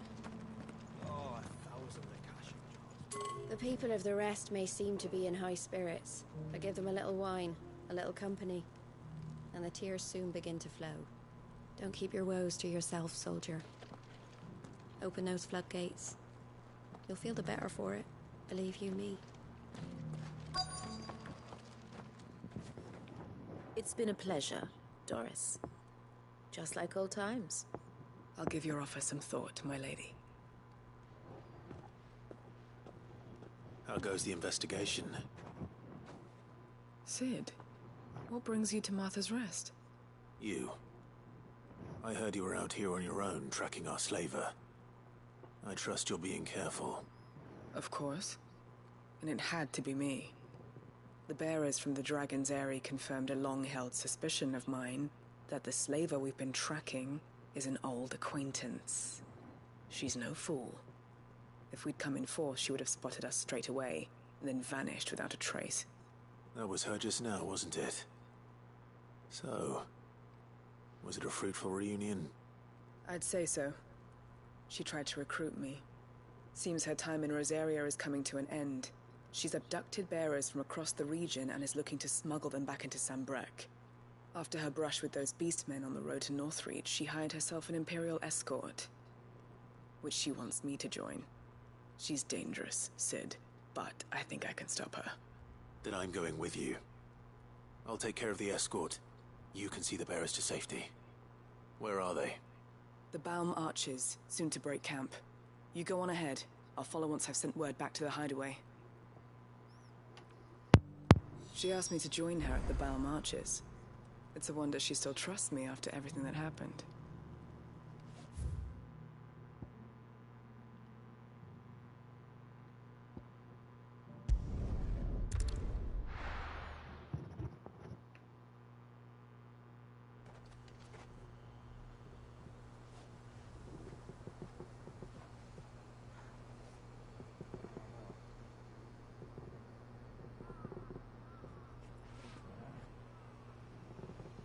Give me 1 second, guys. I'm looking at something real quick.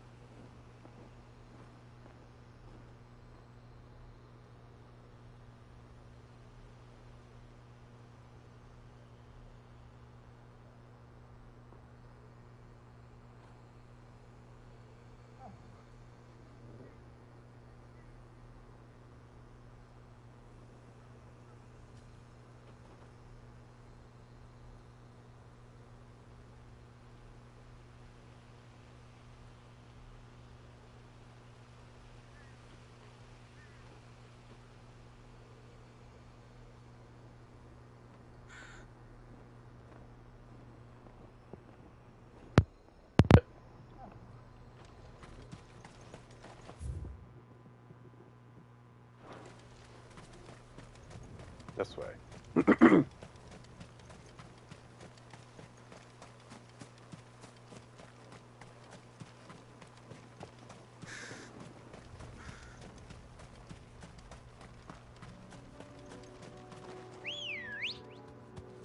Good girl. Faster!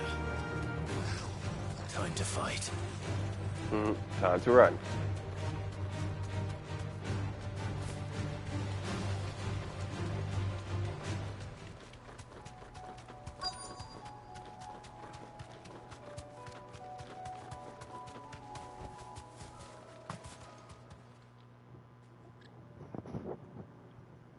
Good. They haven't broken camp yet. How did Doris come to know a slaver, I wonder?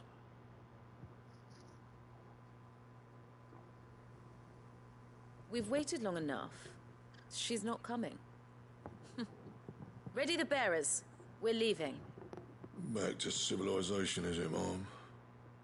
With all haste, lest any of you lackwits start talking like these feckless bumpkins. I presume your men are ready. We've suffered too many delays as it is. Any more and I'll be docking your pay. Yes, Mom. Oh, but before you go, it appears we have company. Kill him. You can. You're welcome to try.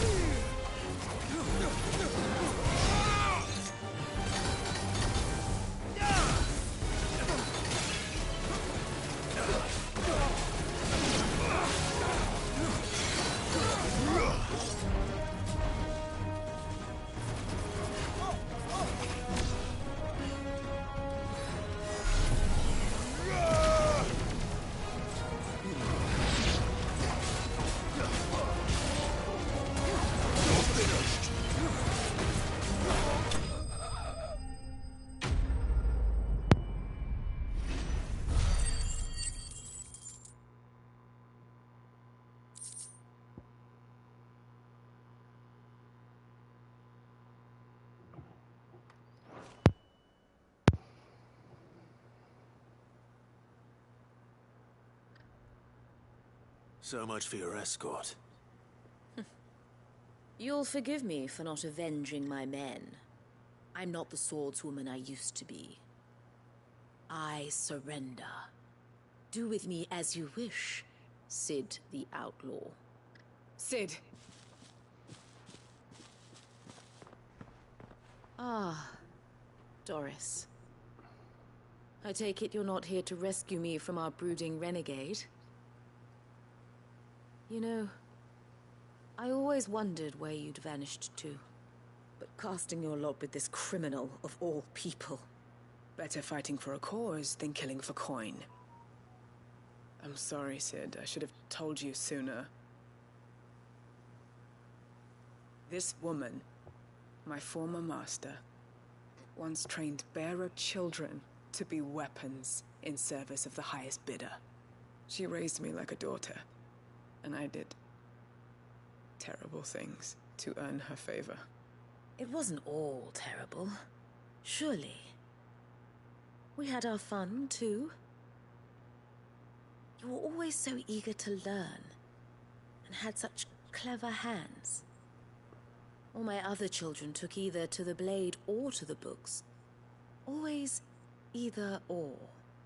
But you proved yourself a master of both. That's why I kept you for my own.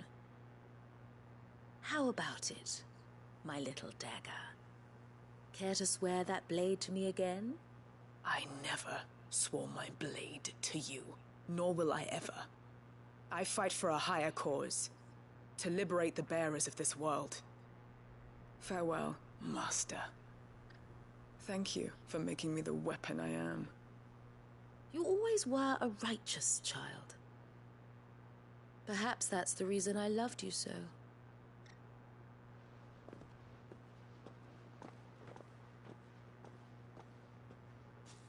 What do you want to do with her?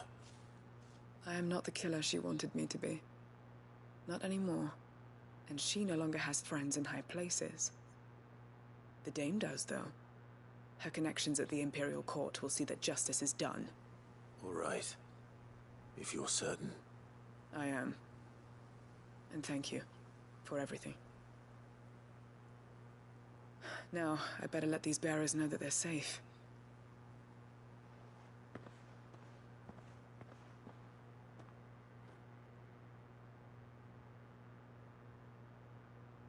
Then I should head back to the hideaway and put Cole's mind at ease.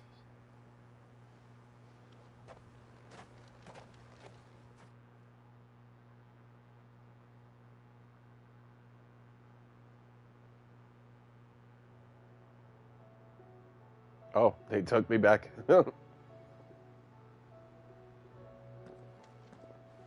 Welcome back, Sid. Doris's message just arrived. I hear you saved more bearers from being smuggled across the border. With any luck, they'll be joining us in the hideaway shortly. Oh, and your letter. You don't need to worry about Doris anymore. I'd been hoping as much. She mentioned one or two things in her report. So the slaver we'd been chasing all these months was her former master. Wish I'd known. She's been arrested, by the way, over in Sambrek. Went quietly, or so we're told. And she won't be getting off lightly. The Empire may have no love for bearers, but it's none too fond of black market traders either. Can't have been easy for Doris. I'm sure it wasn't. But don't worry. She'll be all right. Hope so. Suppose you should know, eh? You had quite the past yourself before you came here, or so I understand. Anyway, thanks again, Sid. The Cursebreakers would be lost without Doris. And you, of course. Keep up the good work, Cole.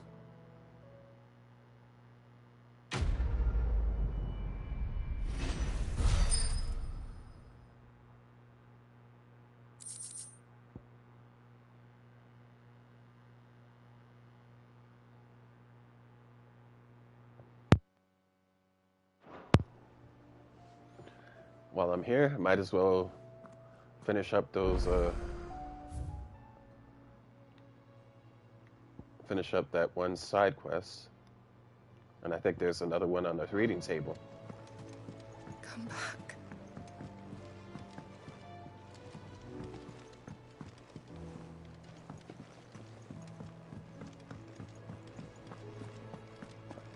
Oh, don't tell me we've run out of... Still alive, are you? Indeed. Wine purse weighing you down. Is that all? The stew's...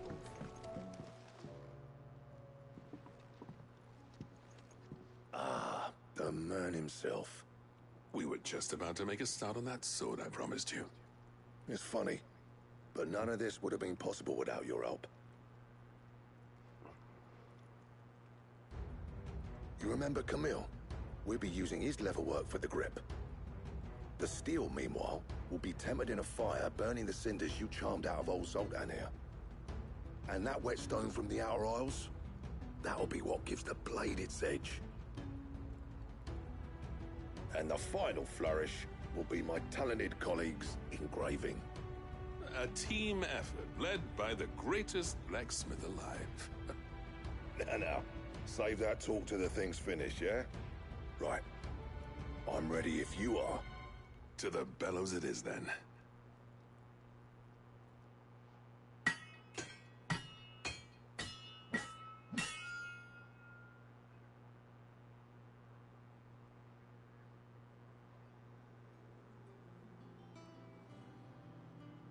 Well, bugger me. We actually did it.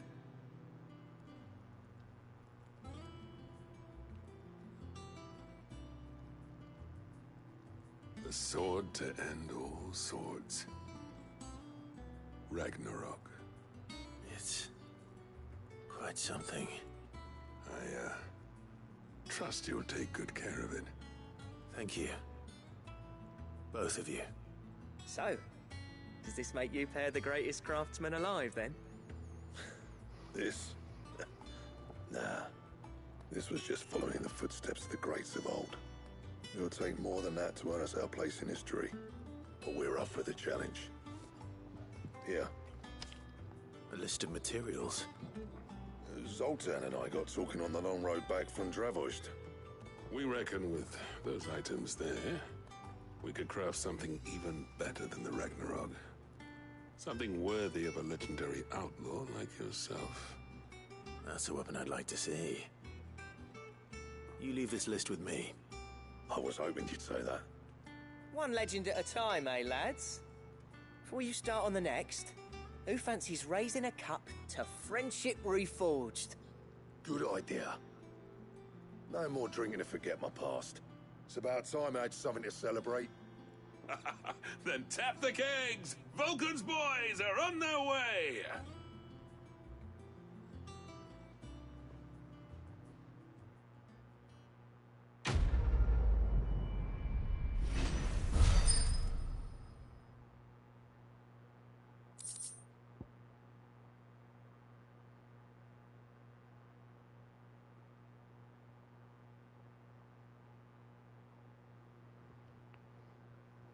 Ragnarok and Götterdämmerung. Oof.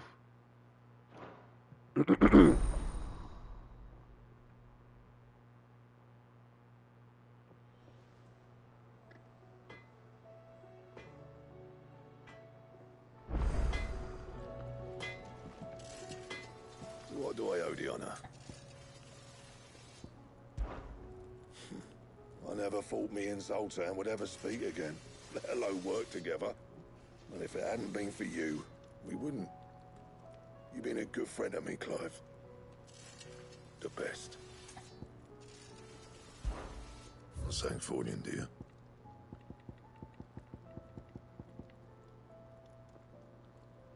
Need it. 1 Ragnarok, another Orichalcum, 2 Dark Steel, and 1 Primitive Battle Horn.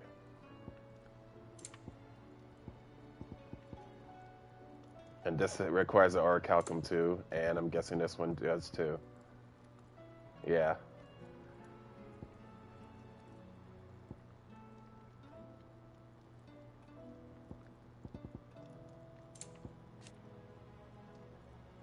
That it?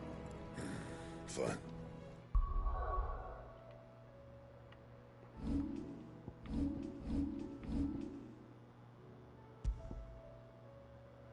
Ragnarok. Ooh, now that's a blade. Do you reckon we finally got to the bottom of Blackthorn's troubles then? That'd be something, eh? So he wouldn't be Blackthorn if he didn't give us the odd scale. No need to thank me for the sword. I'm happy just to be here. You've built a fine home for yourselves, and I can see why Blackthorn's so taken with it. Look after the old bastard for me, will you? I'll be off soon, but next time you're in Dalmekir, be sure to pay me a visit. Snotty'll let you in.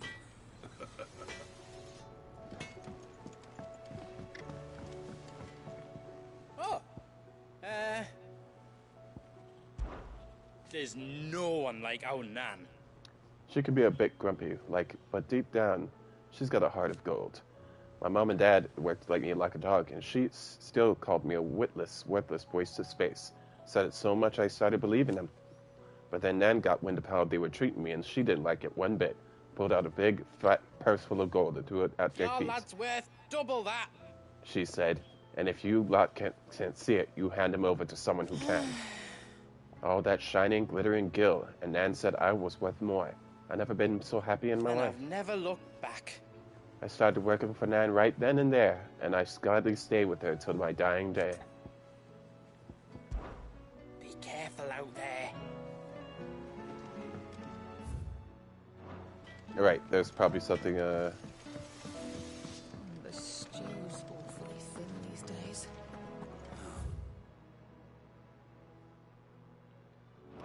Right, this way.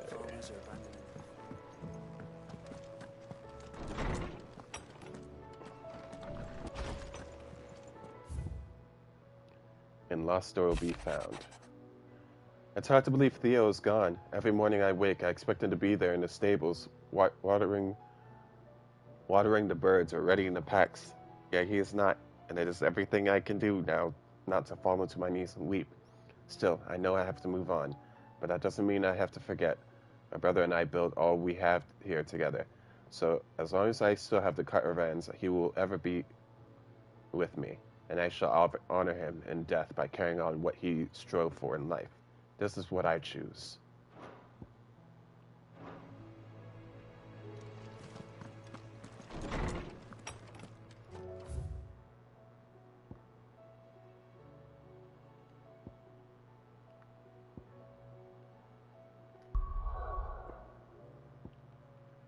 Let's continue back to Eastpool with my new sword.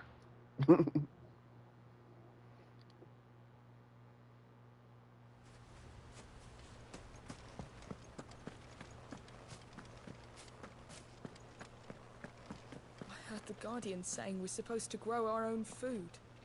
The victuals Martha sends us are more than enough for me.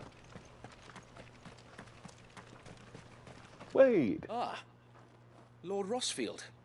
What brings you to Eastpool? A delivery from Martha.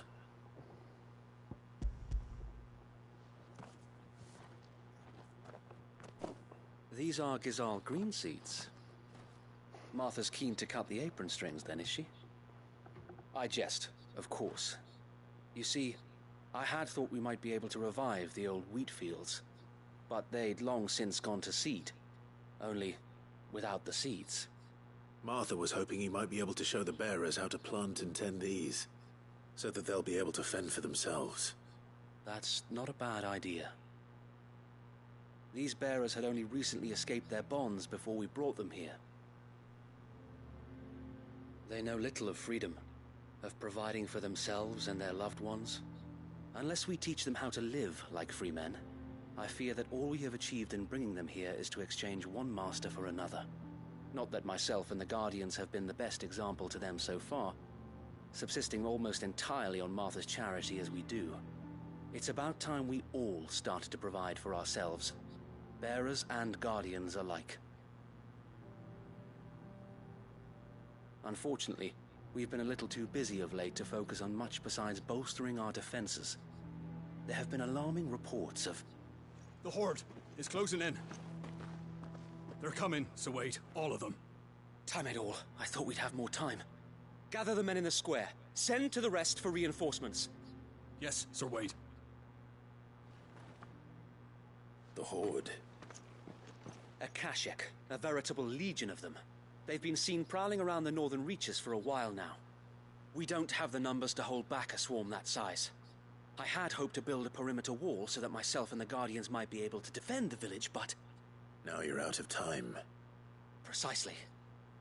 If reinforcements from the rest arrive before they do, we may just scrape through, but I fear that's rather an enormous if. What if you could call on reinforcements from Eastpool? You mean the bearers? We brought them here so they might live, not die, fighting for their lives. So wait. You said you lacked men to defend the village. Are the bearers not men? Do they not wish to see Eastpool saved? Though they may not be trained soldiers like your Guardians. What help they are able to offer could still prove the difference between victory and defeat. You're right, my lord. I will appeal to them.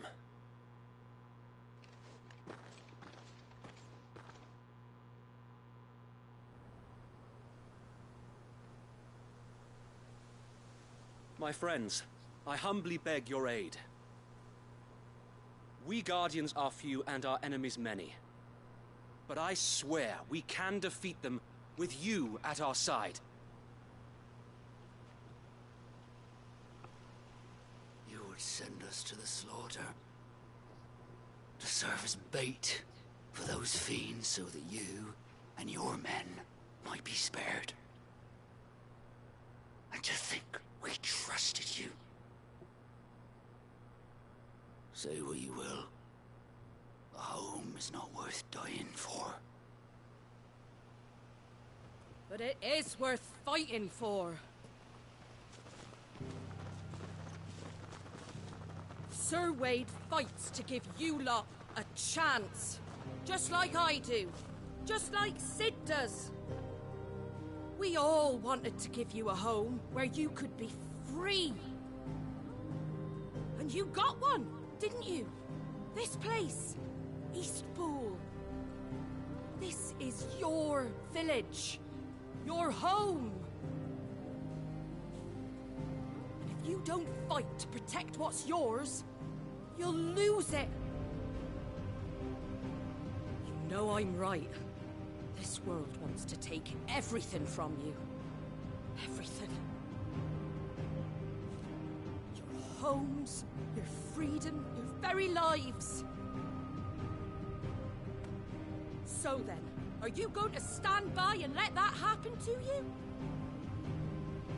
Are you going to accept fate like good little Bran did and die, having never stood up for yourselves? Or will you fight like free men and women?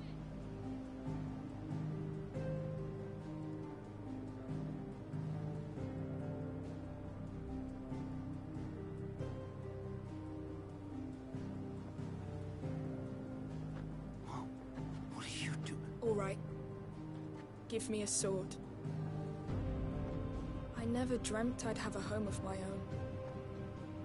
And now that I have, I don't want to lose it.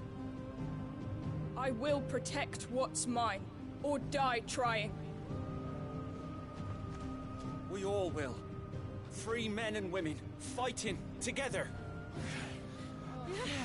I'm not... Right. For Eastpool! For Eastpool!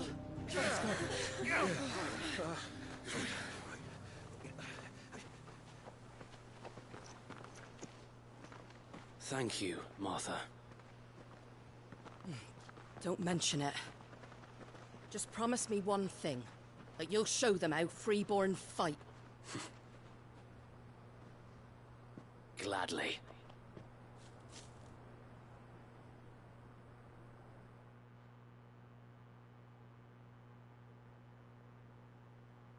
Well, if it was numbers you were lacking, you certainly won't be now. Thanks to you. Me? Oh, I just love the sound of my own voice. Lord Rossfield, my lady, we're ready. So what's the plan of action? We'll divide our forces into several small detachments, each made up of guardians, bearers, and guards from the rest. These will position themselves at strategic points around the village. Upon engaging with the Akashic, each detachment will keep the creatures occupied as best they can, steadily retreating all the while. You're going to lure them into the village?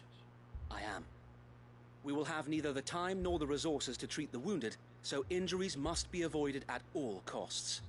Instead, we will focus purely on defense at first.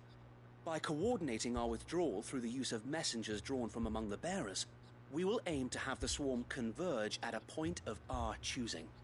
With luck, that point will be the village square, the perfect place for our most able warriors to surround them and fall upon them, and for you and I to finish them off.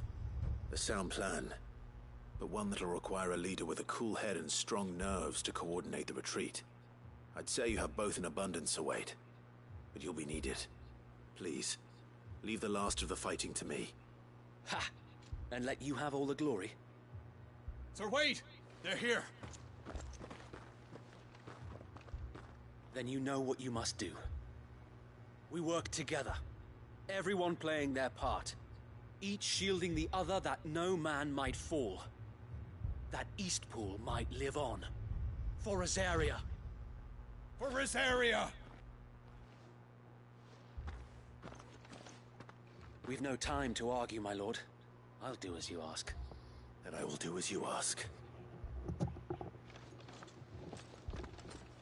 Suppose we'd better do our bit too then, eh? Right you are, Martha.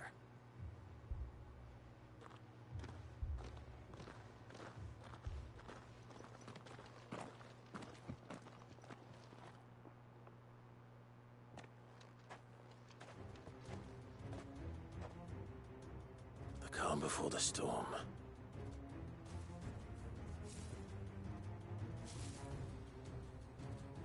And here it comes.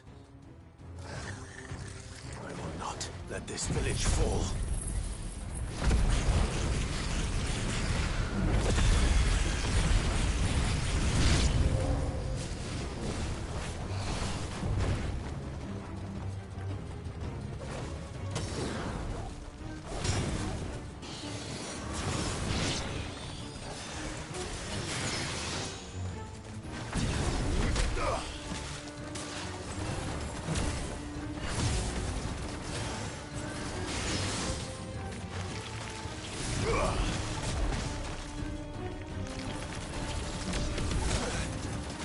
Okay.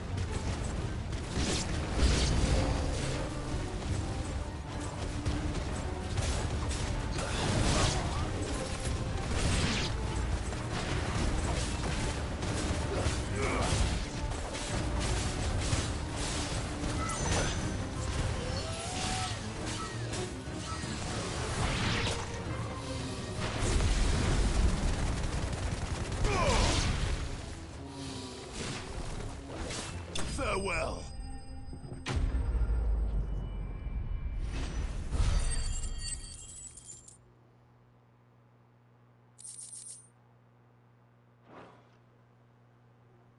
That's the last of them.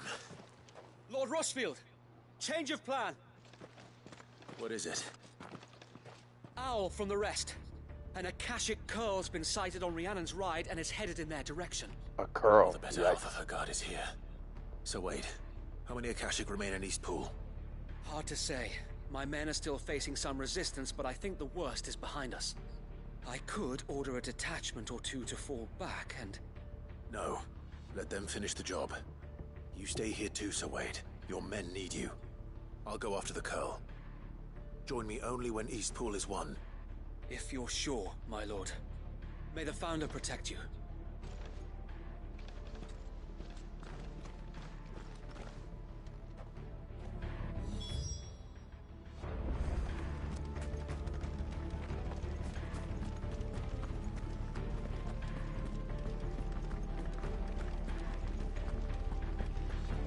Come to tell me an Akashic curl's heading towards the rest? Get yourself down there. We can handle things here. This one's mine. I might not know one. The curl was sighted on Rhiannon's ride back towards Martha's Rest. Founder speed you, my lord. East Pool will be safe in our hands, my lord. You have my word.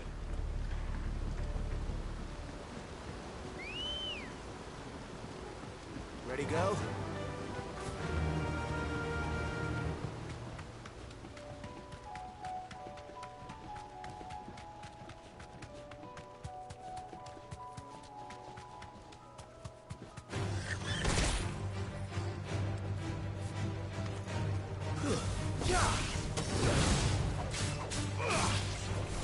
All yours, Torgal.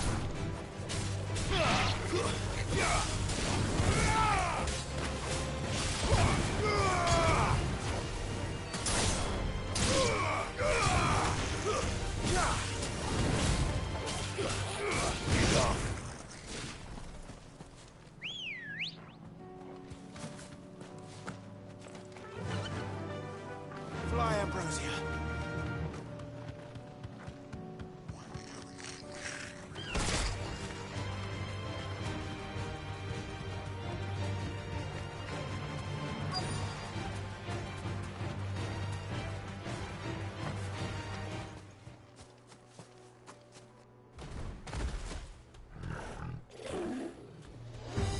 There it is.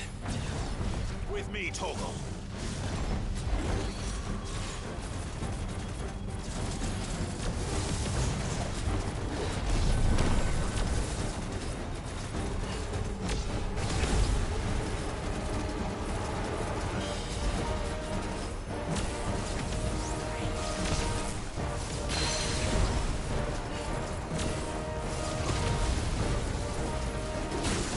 Damn.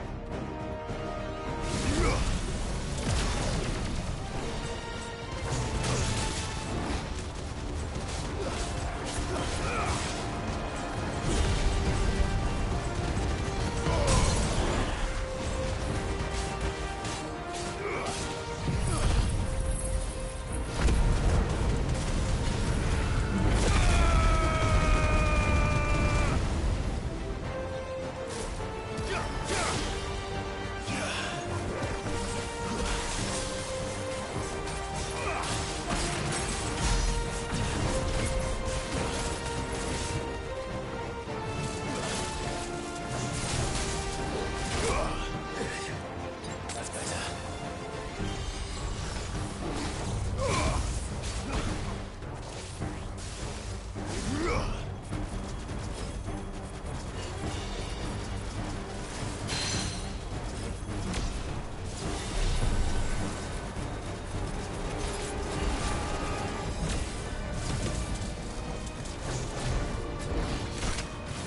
Darn it.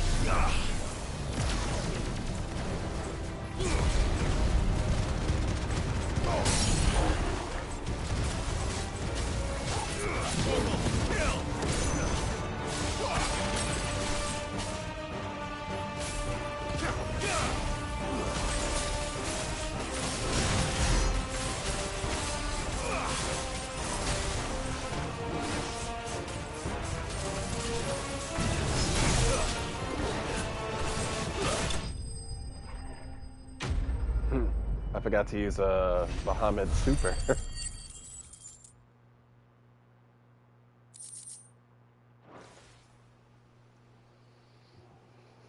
All right. Back to Eastpool.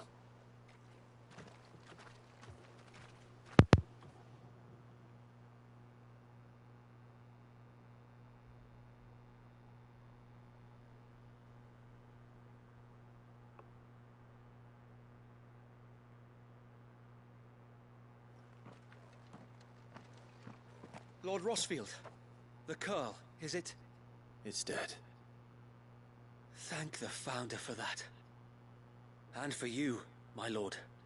We were able to eradicate the rest of the Horde. I have guardians posted around the village to keep watch for further attacks, but all seems quiet for now. I hesitate to say it, but I think it might be over. I think it might.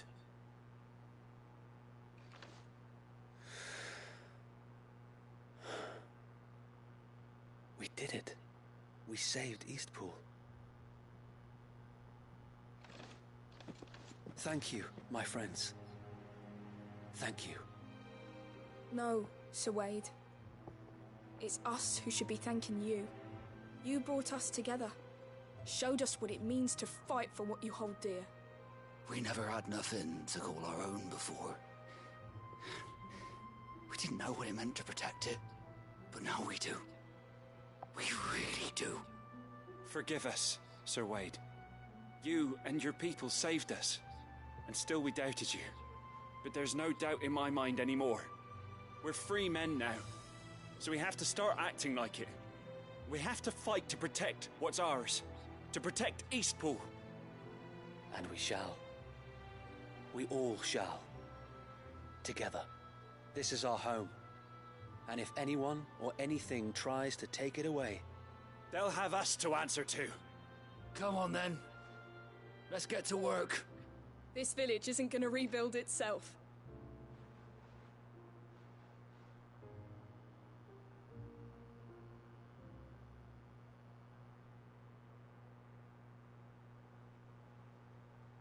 They're not slaves anymore.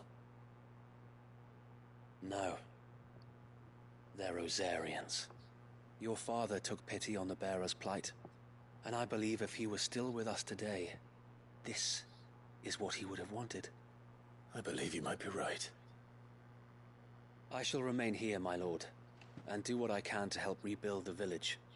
After all, this is my home now too. And I could hardly call myself an Eastpoolian if I didn't pull my weight. I think you'll find it's Eastpudlian, Sir Wade. But you should be proud all the same. I'll have to pull my weight too. Can't have the rest getting outclassed. Speaking of which, I ought to be getting back. Can we continue to count on your support, Martha? Of course, and I'll be counting on yours too. Us Rosarians have got to stick together, haven't we? Indeed we have. And Clive, come by the Golden Stables when you get the chance. I ain't paid you for delivering them seeds yet. All right. I will.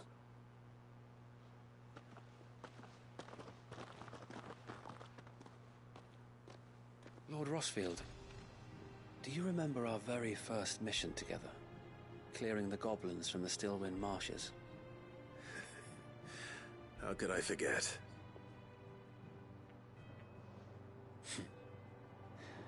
There's one sight that I shall never forget. You, facing off against that giant Morble. Not a trace of fear on your face. Since that day, there have been more than a few times when I felt like giving up. When the odds seemed so stacked in the enemy's favor, I thought I may as well just lay down my sword and surrender. But every time, I would think back to the look in your eyes that day and remember what it means to be a shield. Know that whatever trials Eastpool may face, I shall never lose courage. Thanks to you. So Wade, you have always been a true shield. I know that Eastpool, and indeed all of Rosaria, will be safe in your hands. Thank you, my lord.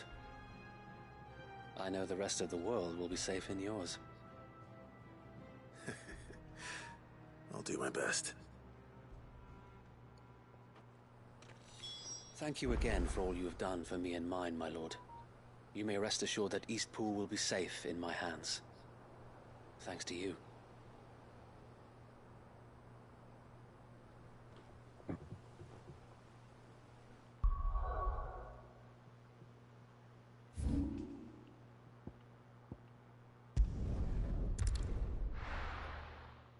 Almost done with the side quests.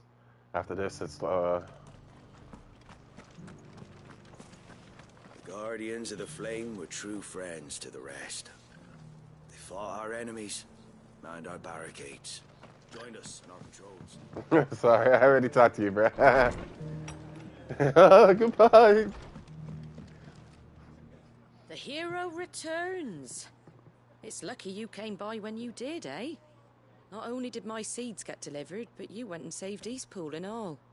I just did what I could. And it's only right that you get rewarded for it. Take it before I change my mind. Thank you, Martha. So, Eastpool's finally back on its feet again. And a home to free bearers. Who'd have thought we'd see the day, eh? Well, it was your idea. I know that, but I never stopped to think what it would mean. Bearers in charge of themselves, thinking for themselves, working for themselves. Like your hideaway, but not even hidden away. Though I suppose the rest ain't much different nowadays. You know,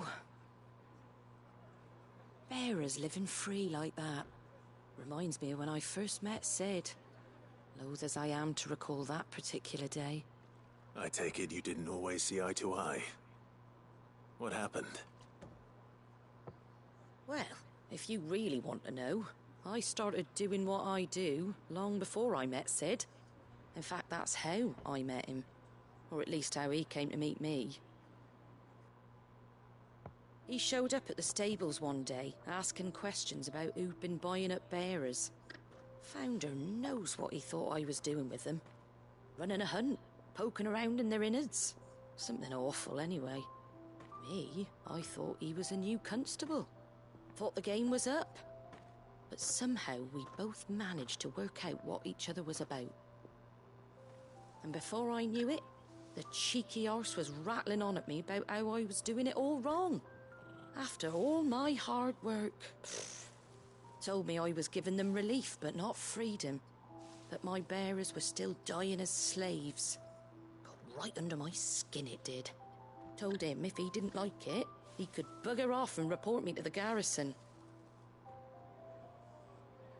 And do you know what he did? He smiled. And then he laughed. And then I did the same.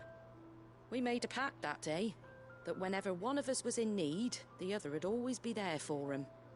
And you were? Well, we both wanted the same thing. To make life better for bearers. Just like your dad. Do you know I was born right around the time Elwyn became Archduke? Growing up, I saw how he tried to change things. He certainly didn't lack for ambition, that one. Indeed. But the loftier one's ambitions, the harder they are to achieve.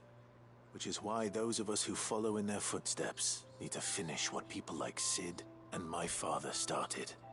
Suppose you're right, aye. And if we don't manage it, there's always them who come after us. Good thing we've got a few half-decent sorts waiting in the wings, eh?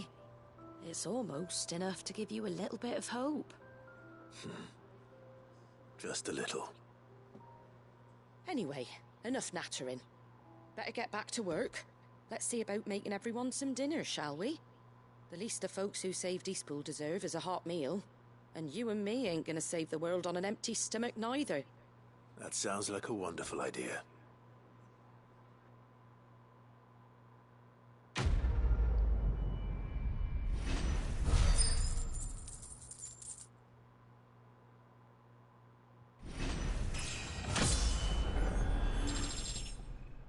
Oh, I'm almost level 50. Ah, new item to put on my chamber.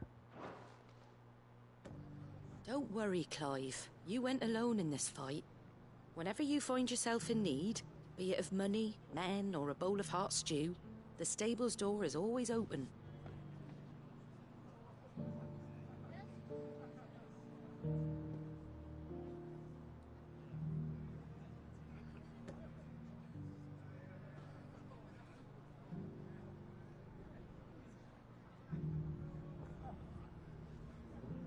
All right.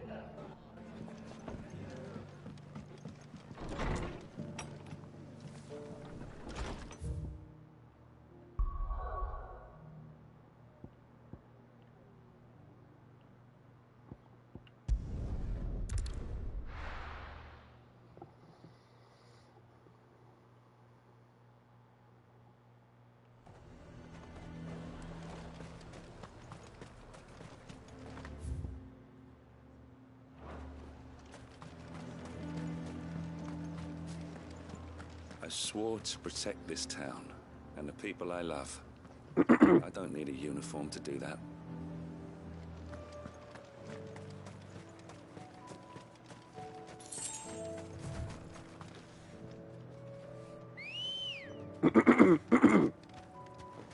Good girl.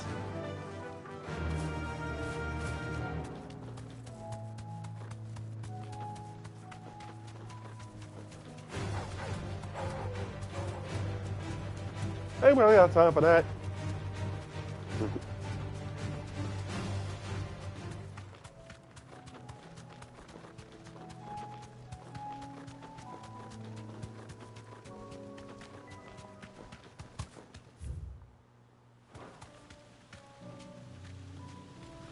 You deserve a rest.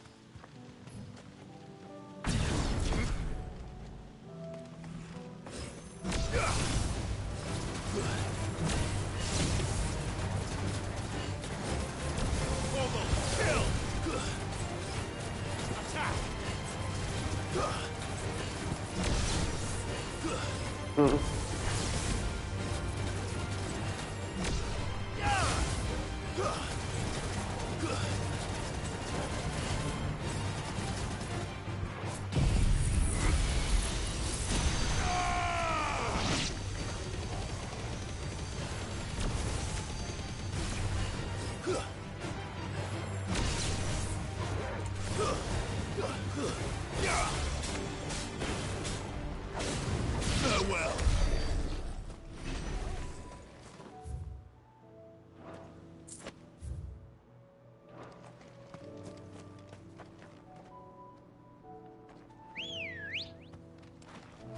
Come on.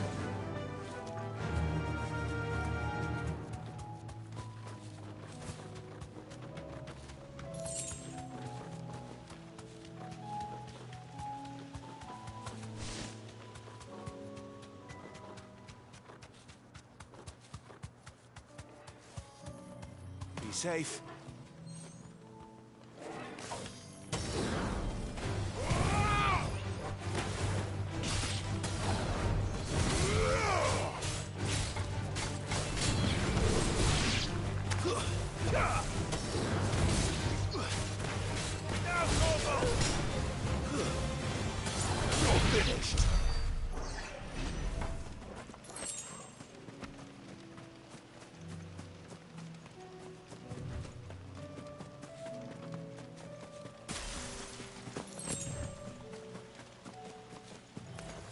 Enough of you, are there?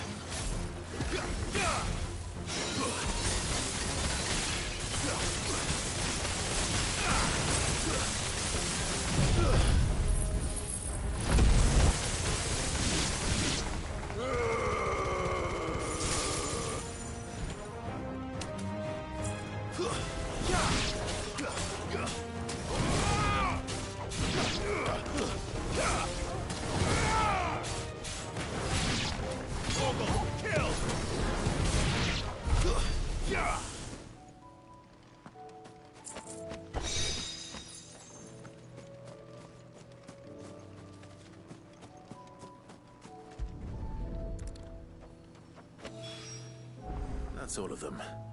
Owain can uncross his toes now.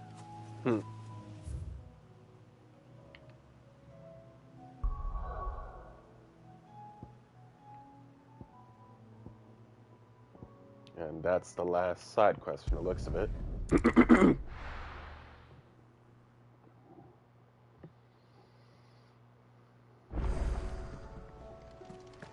And I might just end the episode. Right then and there. Oh, don't tell me we've run out of Papio nuts and all. Have you tried Molly's lemon tarts? I've never had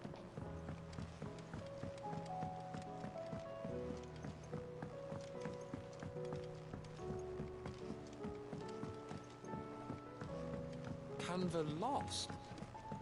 It can't be true. Miss, can we read Miss Editor's story for our lessons?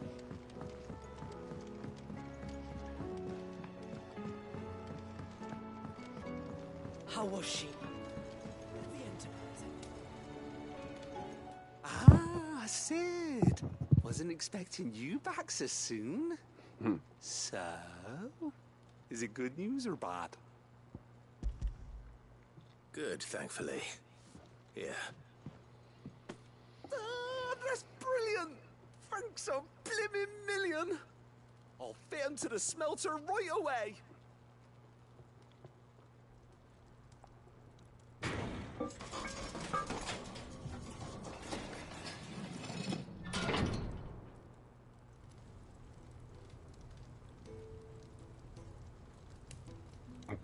May I present to you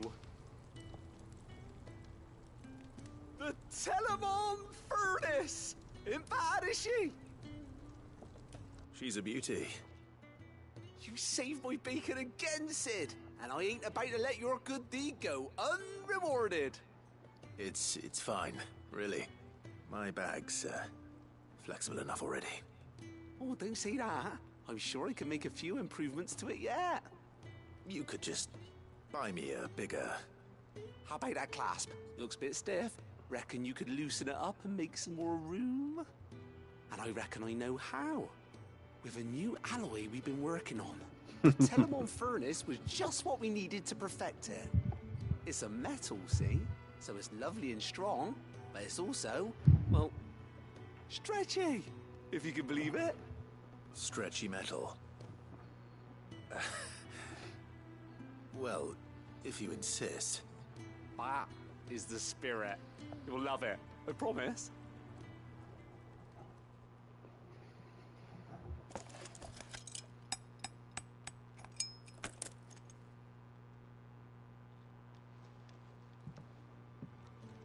So, what do you reckon? It's actually quite ingenious.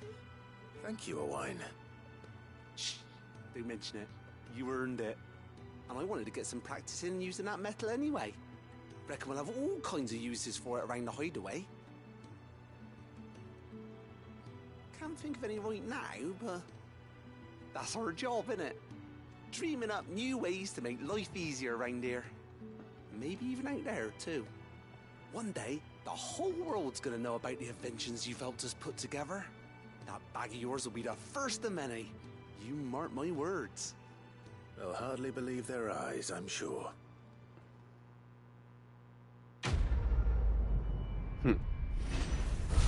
It's like, you could just buy me a bigger bag. Nonsense. Stretchy.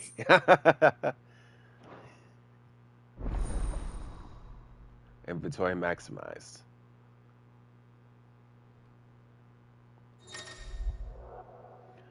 You have obtained the expanded potion satchel, further increasing your capacity for carrying consumables. Item slot increases are as follows: potions from 6 to 8, hype potions from 4 to 5, strength tonics from 3 to 4, stone tonics to 3 to 4. Oh, what about the iron something tonic? With 2 Ds. Right then.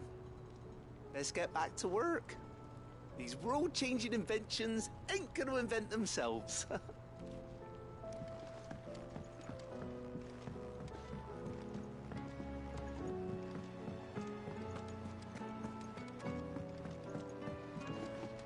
Let's go this way. Let's get those potions maxed up. Yes. Can we read Miss Editor's story for us? Canva lost. It can't be true.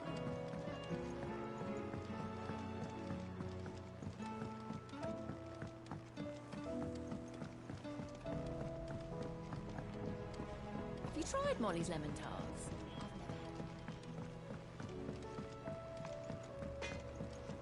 Oh, don't tell me we've run out of Papio nuts and all.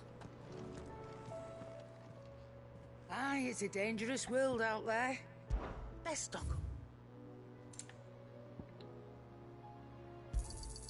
You're rubbing me blind, you know. It'd better all be here. You're rubbing me blind, you know. It'd better all be here.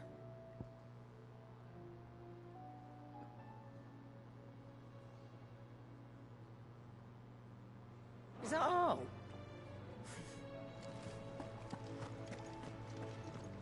What do you recommend?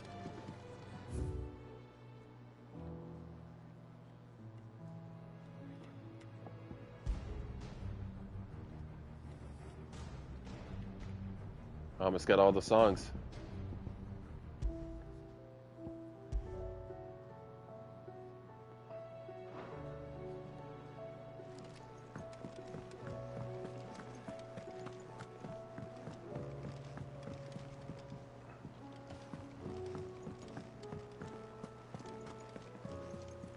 Covered in nicks. I suppose you've got quite the tale to tell. I'll let you get some nice warm stew.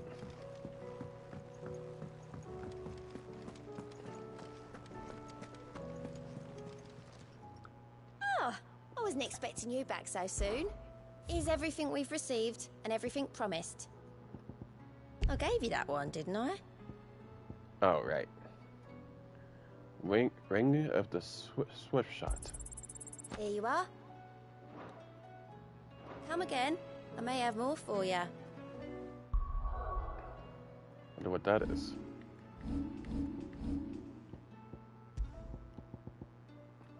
Lowers charge time for charged magic by 0.2 seconds.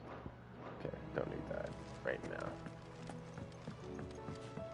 Alright, I'm gonna end the episode right here, guys. Gotta try to get something to eat. Before then, I'm 6,000. So close. I'll be getting that soon, mastery, and then I could probably exchange some stuff, try to get diamond dust up as well afterwards. But for now, we'll save the game. I will see you guys in the next episode.